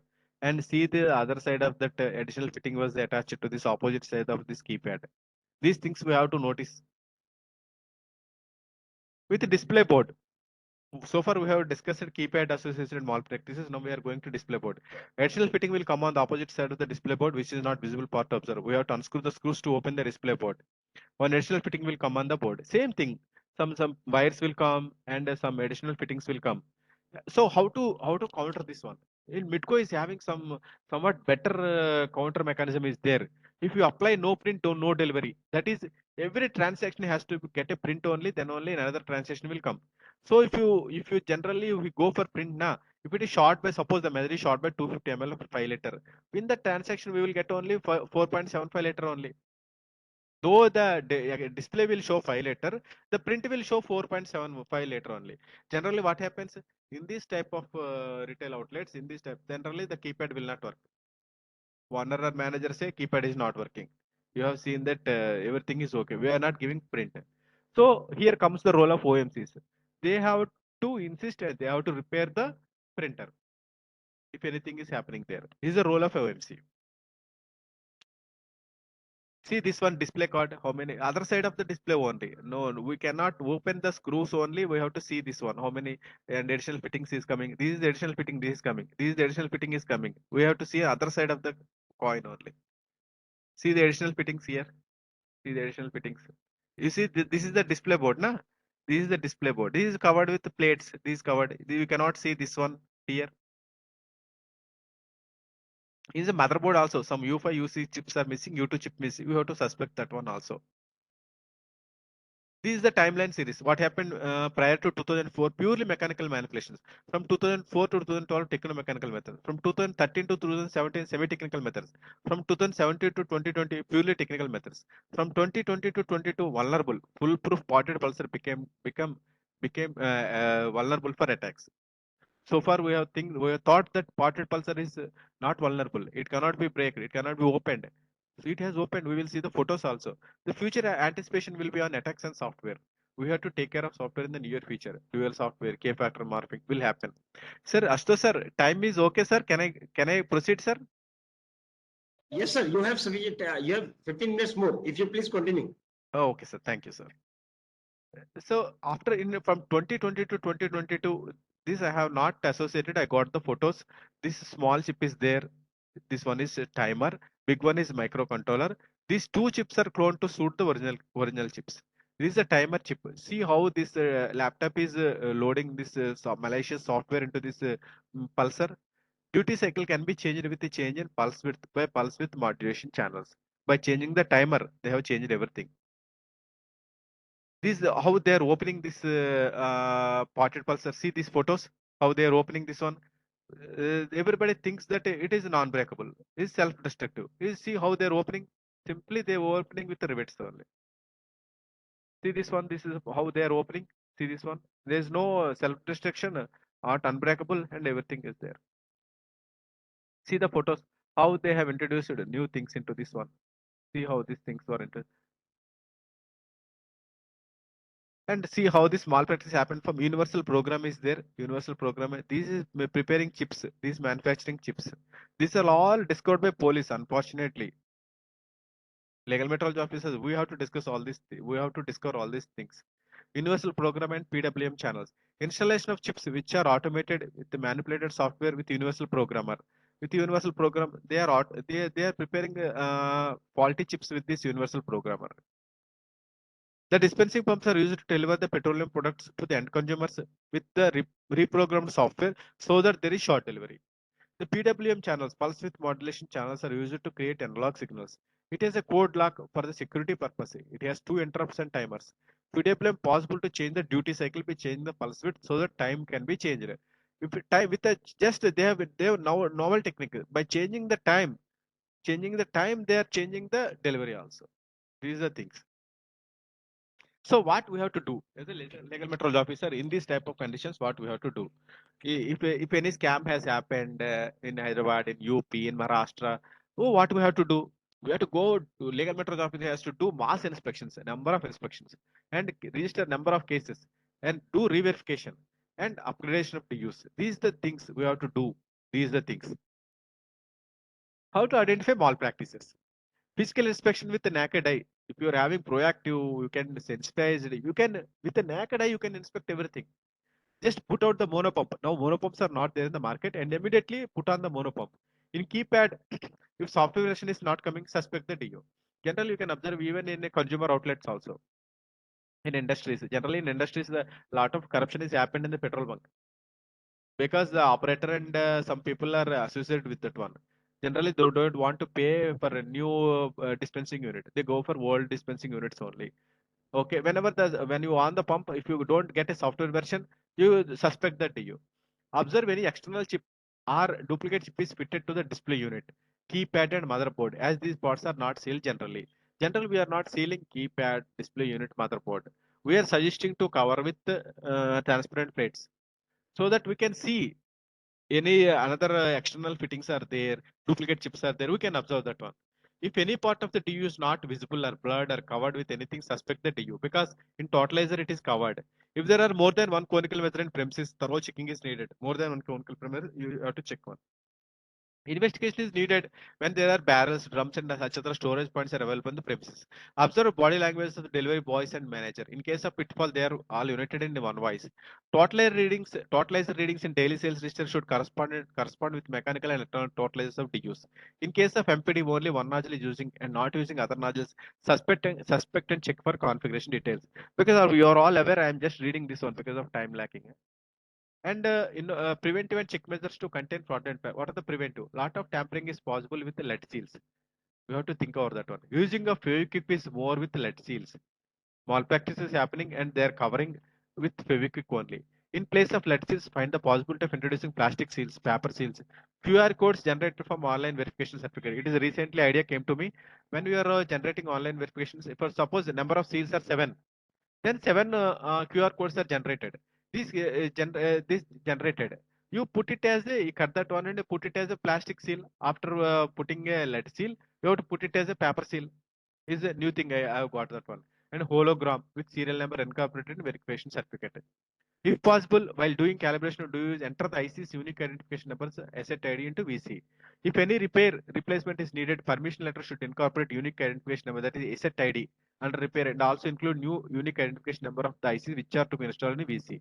All nodules of MPD should be used simultaneously. Thrust should be more on pulsar. Even parted pulsar are also vulnerable to attacks. If calibration is count is too much, suspect the DU. How to crack these malpractices? First of all, 5-liter can measurement. Quick enough such that no person should operate emergency switch when you are inspecting the retail outlet. When you are inspecting the retail outlet, so some people will go and they will operate the emergency switch and the off the things, and everything will normality will prevail. You have to check that one also. Find out any imprints of bypassing battery cable to the emergency switch and vice versa. Physical inspection of other side of the motherboard with the naked eye for the chips. Nowadays, generally short measure and totalizer reversing or forwarding are done simultaneously. Observe initial reading, run the DU for 20 liter, then test totalizer reading also. In Midco, Purefill and Aquafill models, if we press T button on the keypad, normal condition prevails. Nowadays, manipulations in Midco can be done through keypad display unit. If we take the print in the Midco, receipt short deliveries are reflected. There's a big problem for manipulators such that they are not sure enough keypads are not in working condition in the manipulated DUs. How to calculate MPU? We are having whatever the measured quantity may be, the magnet of the magnet permissible are the greater of two values. We are having everything in general rules. For MMQ greater than equal to this is the thing. E minimum is equal to 2 E minimum to A by 100. V minimum means this is MMQ. A is it's a line in the 0.5%, that one. Calculate MPA for a volume of 5 liter. They have given this one. 0.5% means 25 ml. If you go for this one, absolute 20 ml. From these two, which one is greater? 25 ml is greater. So we have to take 25 ml. From here, MMQ is 5 liter. That is for 2 liter. Here it is 25 ml, 5 ml, and 55 ml. 50 ml we are getting. So we have to go for 50 ml only, not 25 ml. So concept of MMQ is so important, and it is mandated to be included in the verification certificate. Now we are coming to the important point, K factor. What is K factor?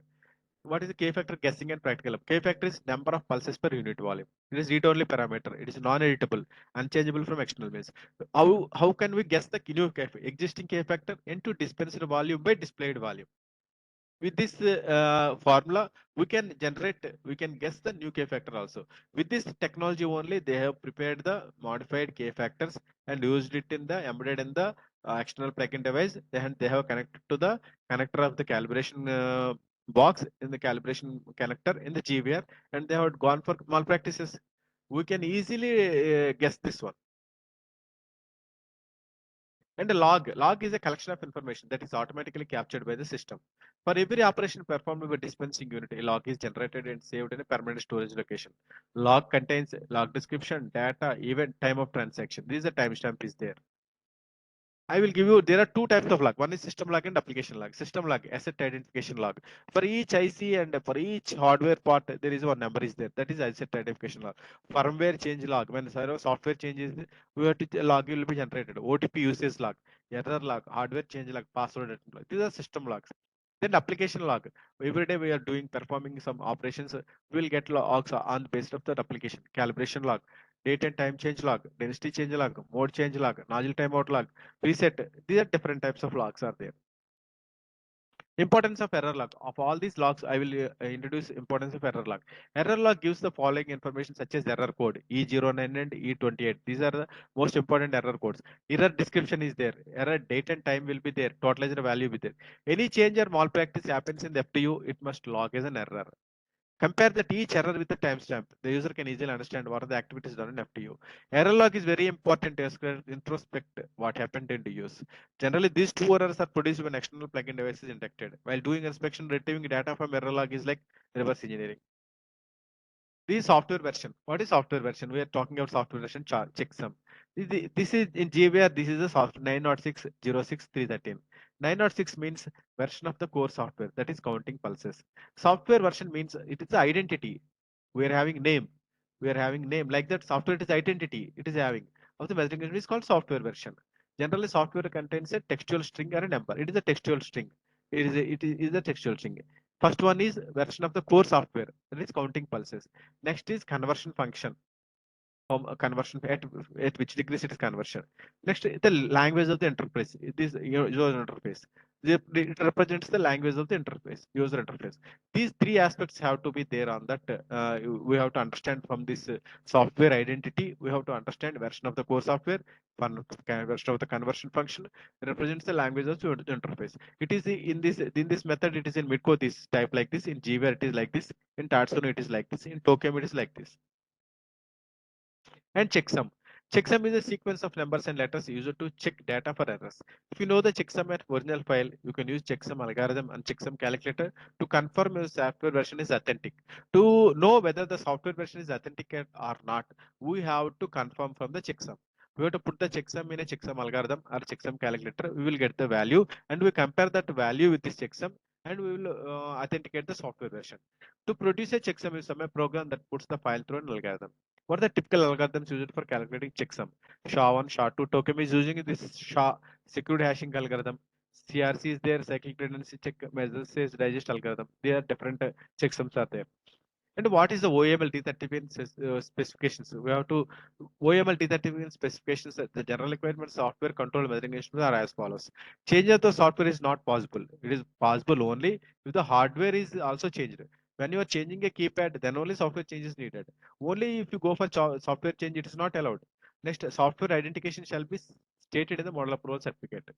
After the update out of legally relevant software of a measuring instrument, the measuring instrument is not allowed to be applied. Only after verification only it has to be allowed. And software update has to be recorded in audit trail. Software change, firmware change log is there. Na? That in that we have to increment that one. Software calculates checksum of an executable code checksum. These are the checksum algorithms. Best practices to be adopted. Family integrity concept should be broadened by including every peripheral device up to chip level in DU family. Nowadays, it is limited up to board level only. We have to introduce it to the chip level. When there is a tampering of integrity of family, integrity of family, alert message should reach all the concerned OMC, OEM, legal metrology. Dispensing units shall avoid using weak software. Software updation for frequent intervals shall be the need of hour. While issuing model approach, International Organization of Legal Metrology directives shall be followed like OML D31. OEM research and development software and hardware shall not be leaked. And best, what the unusual characters shall not be there on the board, motherboard. Because of this only everything is happening. In place of metallic cover plates, better use transparent covers to cover motherboard and display. It is a suggestion given by us legal metrology, and it is implemented by GVR. We have taken this cue from Tatsuno. They are covering with transparent cover plates. Foolproof automation is also one of the solutions to contain malpractices. All marketing companies shall prefer quality tamper-proof dispensing units rather than cost-effective dispensing pumps. And there shall be high standard recruitment process for OEM technicians to maintain standards. OEM technicians should be on company role rather than on third-party role. OTP should be shared with the local legal metrology officer. Calibration history of DU should match with RO technician calibration history card, because RO technician is retail outlet technician is doing the calibration. This is the calibration history of DU, and RO technician calibration should match. For every change of software version, a new model approval shall be taken with proper software testing by reputed government agencies like CDEC and others. Checksum algorithms to calculate checksum to authenticate software version shall be mentioned in the model approval along with software version of particular model of DU. Department of Legal Metrology should think of moving away from traditional sealing methods. OMCs shall not encourage Benami to run the retail outlets. All the non-OTP based dispensing units shall be removed from the market. This is the transparent cover plate. This is the metallic cover plate. See a lot of changes. We can see what is happening inside. We can easily guess what is happening. Is there any additional fittings are there? Any tamperings are there? Any path cuttings are there? We easily in this metallic cover plate we cannot. It's not possible to check all these things. After that, we are coming into normal one vapor recovery system. I think I'll take 5 minutes only, sir. Vapor recovery system. It is a stage 1 and stage 2. In stage 1, vapor recovery system, phase 1, it was happened only unloading only from vehicle tank to storage tank. From in this stage 2, while fueling that automobile vehicle tank, this is the stage 2. We will see this one. Vapor recovery systems are used as safety and anti-polluted device to reduce noxious potentially explosive vapors. Vapor recovery systems are of two types, stage 1 and stage 2. In stage 1, vapor recovery systems capture, you can understand easily, it is self-explanatory. Vapors expelled from underground storage tanks at fuel stations when storage tanks are being filled with vehicle tanks. In stage 2 vapor recovery systems, when vehicle is refueled, then vapors are forced out from the individual's automobile fuel tank by incoming fuel, and unless controlled, these vapors escape into the atmosphere. Thus, vapor recovery systems not only help to curb the release of toxic volatile organic compounds, but also reduces evaporation of valuable fuels. Hence, vapor recovery systems are used as safety and anti-pollutant device. HSD and jet fuel ATF are not required to have vapor recovery system, but MS and gasoline shall have vapor recovery system. I came to know that in Delhi, 95% of the dispensing units are covered with vapor recovery system. So, what is the working principle?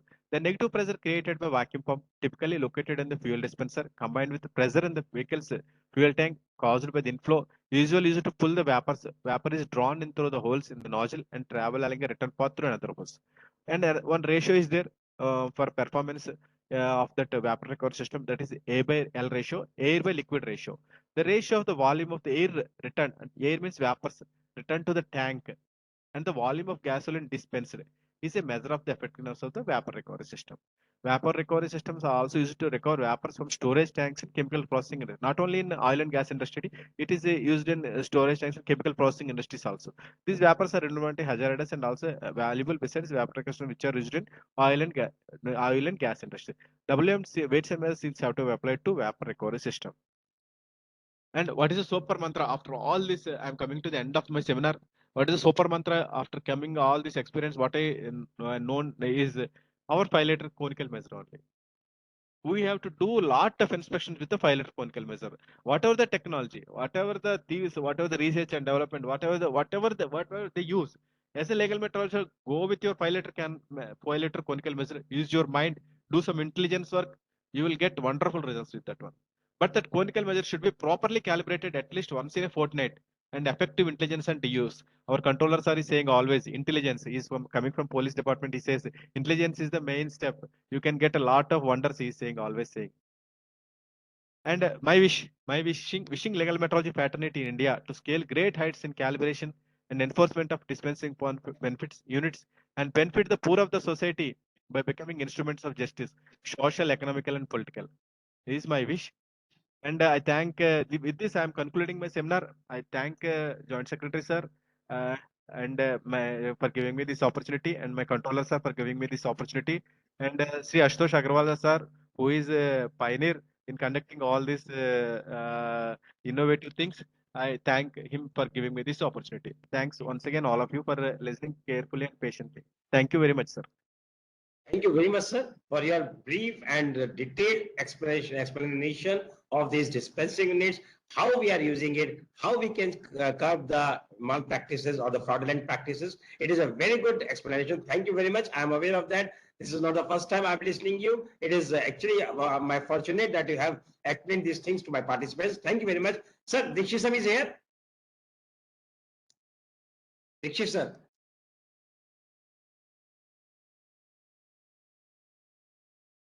Otherwise, I would like to add only 2-3 points. Number one is, we should be very clear that wherever we are issuing a verification certificate, in this verification certificate, because what I observe at the time of verification certificate, we are not mentioning the K factor, MMQ, the software version, and the checksum. These are the very important, very basic things. Apart from MMQ, this maximum flow rate, minimum flow rate, all these things are very important. This we should hear of. And as I remember, since last many years, since last, I remember 2014, we are working on this. Earlier to that, Andhra Pradesh has made a detailed report. The bigger report in the short-term measures, long-term measures were made about when the Huda was a controller in 2007 or 8. So at that time, since then, we are working on these dispensing units principles, dispensing units problems. We have reached up to a level where we feel that nowadays most of the things are correct. However, if we feel that there may be something wrong, this should not come at the platform. We should find to curb these practices through the intelligence, as the control sub is saying. Now, as far as accuracy is concerned, as we are very well aware, the maximum permissible error is 0.5%. 0.5%. I'm just talking about the petrol and diesel. 0.5%. Simple, 25 ml for 5 liter.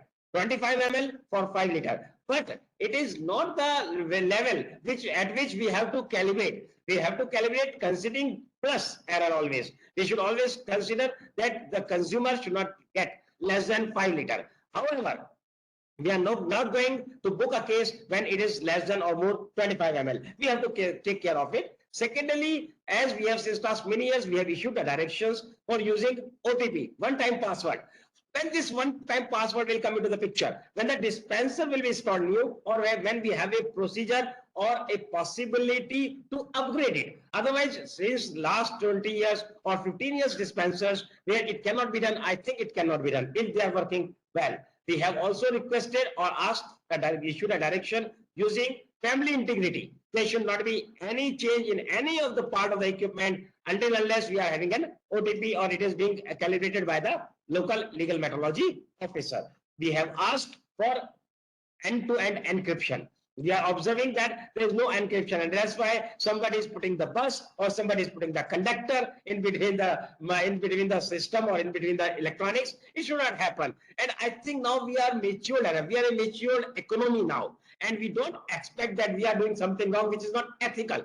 We always think that we are working ethically. We are doing the business ethically. And when we are having this matured economy, we should not think of these small type of gains. Secondly, we have also requested the pulsar should be magnetic, self-destructive, non-openable, magnetic pulsar. But potted magnetic pulsar. But what we observe now, as you are telling that the pulsar, which is self-destructive, not openable and potted. It can be even it can be tempered. It is very bad. I think it can only be done when the company is involved in it. Otherwise, nobody can do that. So we have to. This is the responsibility of the OEM to ensure that this once this pulsar is not of use, it should be simply cannot be used at all. So these are the few things which we are thinking. And secondly, the dealers are continuously requesting for the calibration or the verification of underground tanks. Actually, right now we are not doing the calibration of these underground tanks because these underground tanks are nowhere used for any transaction, because the transaction is being done through the dispenser to the consumer. And we have with us one of the dealer from this dealer association of Gujarat. I request him to speak 2-3 lines what he expect from the legal metrology. Please, sir. We have with Mr. Mayur Mehta with us. Good afternoon, everyone. In fact, from the dealer's point of view, when we receive the product from this supply location by tank truck, we want to be a little more cautious about the quantity what we have indented are receiving or not. First of all, for that, we were all the time asking for a flow meter to be installed at the delivery vehicle. I don't know how far that is. So far, there is no much progress on that. So we do not know whether that flow meter theory is accepted by the oil companies or not. And second thing, when we deliver the product to the consumer, you see, consumer is always doubting the integrity of the dealer, which is also a very, disturbing point from the dealer's point of view. Actually, the dispensers are modernized and delivering, as Mr. Ashutosh Agarwal said, that it is delivering perfectly well as long as it is installed with the knowledge of the oil company and with the department. In fact, our doubts are to be, clarified by a lot of literature to be given to the consumer. But at the same time, we are sure day by day the things will improve and they will get the confidence on the dealer itself. Thank you for inviting us on this seminar. Thank you. Thank you very much, sir. Certainly, we have 100% faith upon the dealers. We are also from the same society, so we have the faith. And I always used to say that 99.999% is correct. 0.001% maybe due to the temporary, due to the tear and wear of the machine, maybe due to the intentional or unintentional. But at the same time, as I say that my joint secretary sir will also agree with me that we are working in a very good economy, and when we are moving towards this 5 trillion or 50 trillion economy of the country, we should have very good ethics in the business. With this, I think we have discussed a lot. Certainly, as far as flow meters are concerned, the direction has already been issued to the ministry, to the petroleum ministry, requesting the oil companies to install the flow meters on all these tankers which are carrying the oil, so that this type of this doubt or this problem of the dealer associations can be rectified. So with this, certainly I would like to thank my joint secretary sir, Dikshit sir, and our joint controller sir, Mr. Salim Raju sir, the deputy controller sir, to all the participants who have heard. Next time I am thinking to have a conference or a workshop with the OEMs and the associations, what they are working with each other, and we government officers will listen to them, what are their requirements and how we can fulfill their requirements. Certainly we have to make together a very good, we are all stakeholders, we have to develop a society, a system in the country, so that we have a faith on each other. With this, Ashutosh ji, sir, Ashutosh जी, मेरी तो speech बची ही रह गई है। Sir please, मैं तो आपको 2 बार बोल चुका हूं सर, आप बोलिए प्लीज, आपने बोला नहीं। कहाँ बोल सर, पहला चीज तो ये है कि सब कुछ जो है लीगल मेट्रोलॉजी एक्ट और जनरल रूल के परव्यू में आता है। जी ठीक है जी सर, तो उस कंडीशंस को लोगों को फॉलो करना चाहिए जो सर ठीक है। और अपने ड्यू में किसी भी तरह की परेशानी हो तो उसको फर्स्ट जो है इंस्पेक्टर को इन्फॉर्म करना चाहिए। उसके बाद जो है ऑयल कंपनीज को इन्फॉर्म करना चाहिए। ठीक है ना? Yes, ये sir. नहीं है कि ऑयल कंपनी वालों को इन्फॉर्म करके उसको रेक्टिफाई करा लिया गया और बीच में जितने भी हजारों कंज्यूमर्स थे वो मारे गए।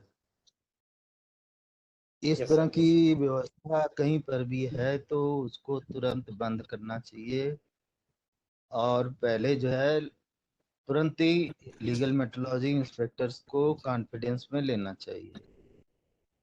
जितनी भी चीजों की आपने चर्चा की है Sir. के फैक्टर से लेकर अधिकतर मैक्सिमम मिनिमम ये सब, तो वो सारे मॉडल अप्रूवल सर्टिफिकेट में लिखे रहते हैं Yes. और उनका कम्युनिकेशन जो है हर स्टेट को होना चाहिए। Yes.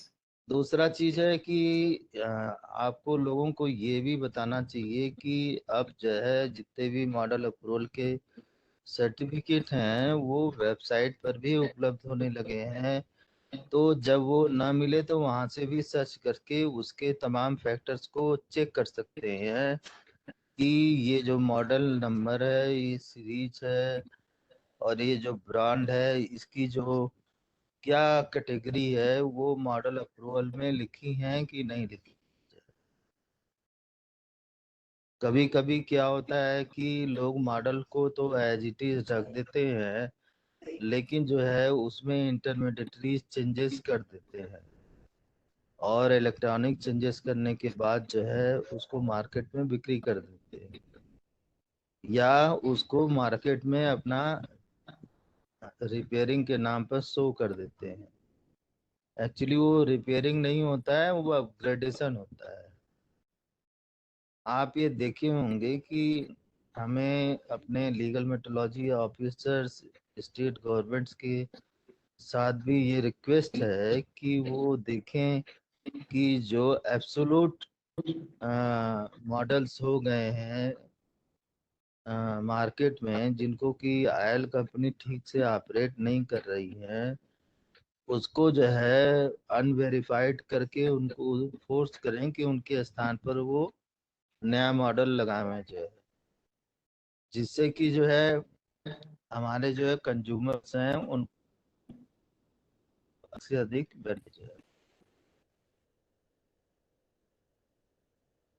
किलोमीटर्स के बारे में डायरेक्शन जारी कर दिया है और वो ऑयल कंपनीज के डिपार्टमेंट के जो जॉइंट सेक्रेटरी है उनको लेटर लिखा जा चुका है। उम्मीद है कि जितना भी प्रॉब्लम्स है डीलर्स का वो जो है रिजॉल्व हो जाएगा बहुत जल्दी और डीलर्स की जो भी समस्याएं हैं वो सारी चीजें खत्म हो जाएंगी। अब ये जो दो चार छोटी मोटी कर्तव्यों की बात आती है कि के फैक्टर्स क्या है क्या नहीं है, तो ये तो जब oil company model approval certificate लेकर सप्लाई करती हैं तो के फैक्टर्स जो है उसको चिपका दे उस पर, जैसे अन्य चीजें लगाई रहती हैं। मैक्सिमम और मिनिमम तो रहना ही चाहिए जो है और उसके साथ के फैक्टर्स को भी वहां पर लगा दे, तो इससे जो है बहुत सारी दुविधाएं जो आ रही हैं उसका समाधान हो जाएगा। क्या दुविधाएं आ रही हैं कि जो गाड़ी से जो है आप जो है ट्रक का फीलिंग करते हो उसकी स्पीड जो है बहुत हाई होती है, उसी से जो है 2 लीटर आप जो है स्कूटर वाले को दे देते हो जिसका कि मिनिमम ही जो है बहुत कम होता है। तो पता नहीं 2 लीटर उसको डिलीवरी होती है कि नहीं होती। स्कूटर और पंप के लिए जो है small meter for liquids other than water flow meters होते हैं, ये पेट्रोल पंप्स होते हैं, उनका इंस्टॉलेशन जो है सभी पंपों पर लगा रहता है और पेट्रोल पंप अधिकारियों से या जो भी उसके मालिक हैं उन लोगों से सादर अनुग्रह है कि उन कंज्यूमर्स को वहां से ही डिलीवरी लेने के लिए कहें जो है जहां से स्कूटर और इन सब चीजों की डिलीवरी दी जाती है। अन्यथा जो है कंज्यूमर चीटेड होंगे और जो है उनके आगे रेपुटेशन खराब होगा जो है। और जो भी कर्तव्य हैं, कर्तव्यों का पालन करना चाहिए। सभी लोग जो है कानून के दायरे में बंधे हुए हैं। नहीं, यदि लोग मानेंगे तो वो किसी भी कंज्यूमर्स को कभी भी कंप्लेन करने का राइट होता है, तो उसमें जो है जो भी डीलर्स होंगे उनको परेशानी होगी और किसी को परेशानी नहीं होगी। तो ये साग्रह अनुरोध है कि लोग जो है अधिक से अधिक कानून का पालन करें, लीगल मेट्रोलॉजी एक्ट को देखें और उसके अनुसार जो है कंज्यूमर्स की सेवा करें। और ये जो इंडस्ट्री है इतनी तीव्र गति से बढ़ रही है, इसमें सभी का योगदान है, मैन्युफैक्चरर्स का भी योगदान है और हमारे सारे डीलर्स का भी बहुत बड़ा योगदान है और ऑयल कंपनीज का भी बहुत बड़ा योगदान है कि देश के कोने कोने में आपको सब जगह जो है पेट्रोल पंप्स मिल जाते हैं। किसी को रास्ता भी पूछना होता है तो आजकल पेट्रोल पंप से ही पूछा जाता है कि ये रास्ता कहाँ जाता है। तो इतना मतलब सरल और सुलभ ढंग से लोगों को पेट्रोल मुहैया हो रहा है, इसके लिए सभी बधाई के पात्र हैं। हमारे तरफ से तो यही शुभकामनाएं हैं कि सभी लोग आगे बढ़ते रहें और कंज्यूमर्स की सेवा करते रहें और जो हमारा लीगल मेट्रोलॉजी है उसका भी ध्यान अवगत करते रहें। बहुत बहुत धन्यवाद सर। एक point, Ashutosh ji, after listening to Mr. Raju, I feel he has made very pertinent point about use of QR codes and the sealing systems and improvements in the verification certificates to be issued. So, as a government of India, we should be working into these few suggestions. They are very positive suggestions. Certainly, now the machines or the models which have been discussed use intricate technology where it is electrical engineering, there is mechanical engineering, there's mathematics, physics. So a legal metrology inspector or anyone who has to go should be supported by a simplification of where exactly what kind of a QR code should have a detailed information and where exactly these seals had been put up. Because where there are multiple things, it'll be very, cumbersome and it'll take a long time. Like there are going to be very few people with that kind of a knowledge like Mr. Raju has, and it takes a long time to accumulate that kind of an experience and expertise. So we should have a better verification notifications and better verification or a modern technology options which can be brought in to support the consumers as well as the dealers. And we should have a greater interaction with the oil companies and the legal metrology inspection team about the dispensing units and how we can charter out a better verification mechanism there. So these are some few good points which have been brought here because there are intricate things and slowly we need to improve on our compliance issues, our forms, verification issues, and also training of our staff on either side. So I thought we should take note of very good points which have been brought in this discussion. Of course, they are going to help both the dealers as well as let's say, consumers. Then there are issues about which are the models we approve. And maybe the vapor system, what he's mentioning, it is, a capital intensive. You have to probably put in 7 to 8 lakh rupees.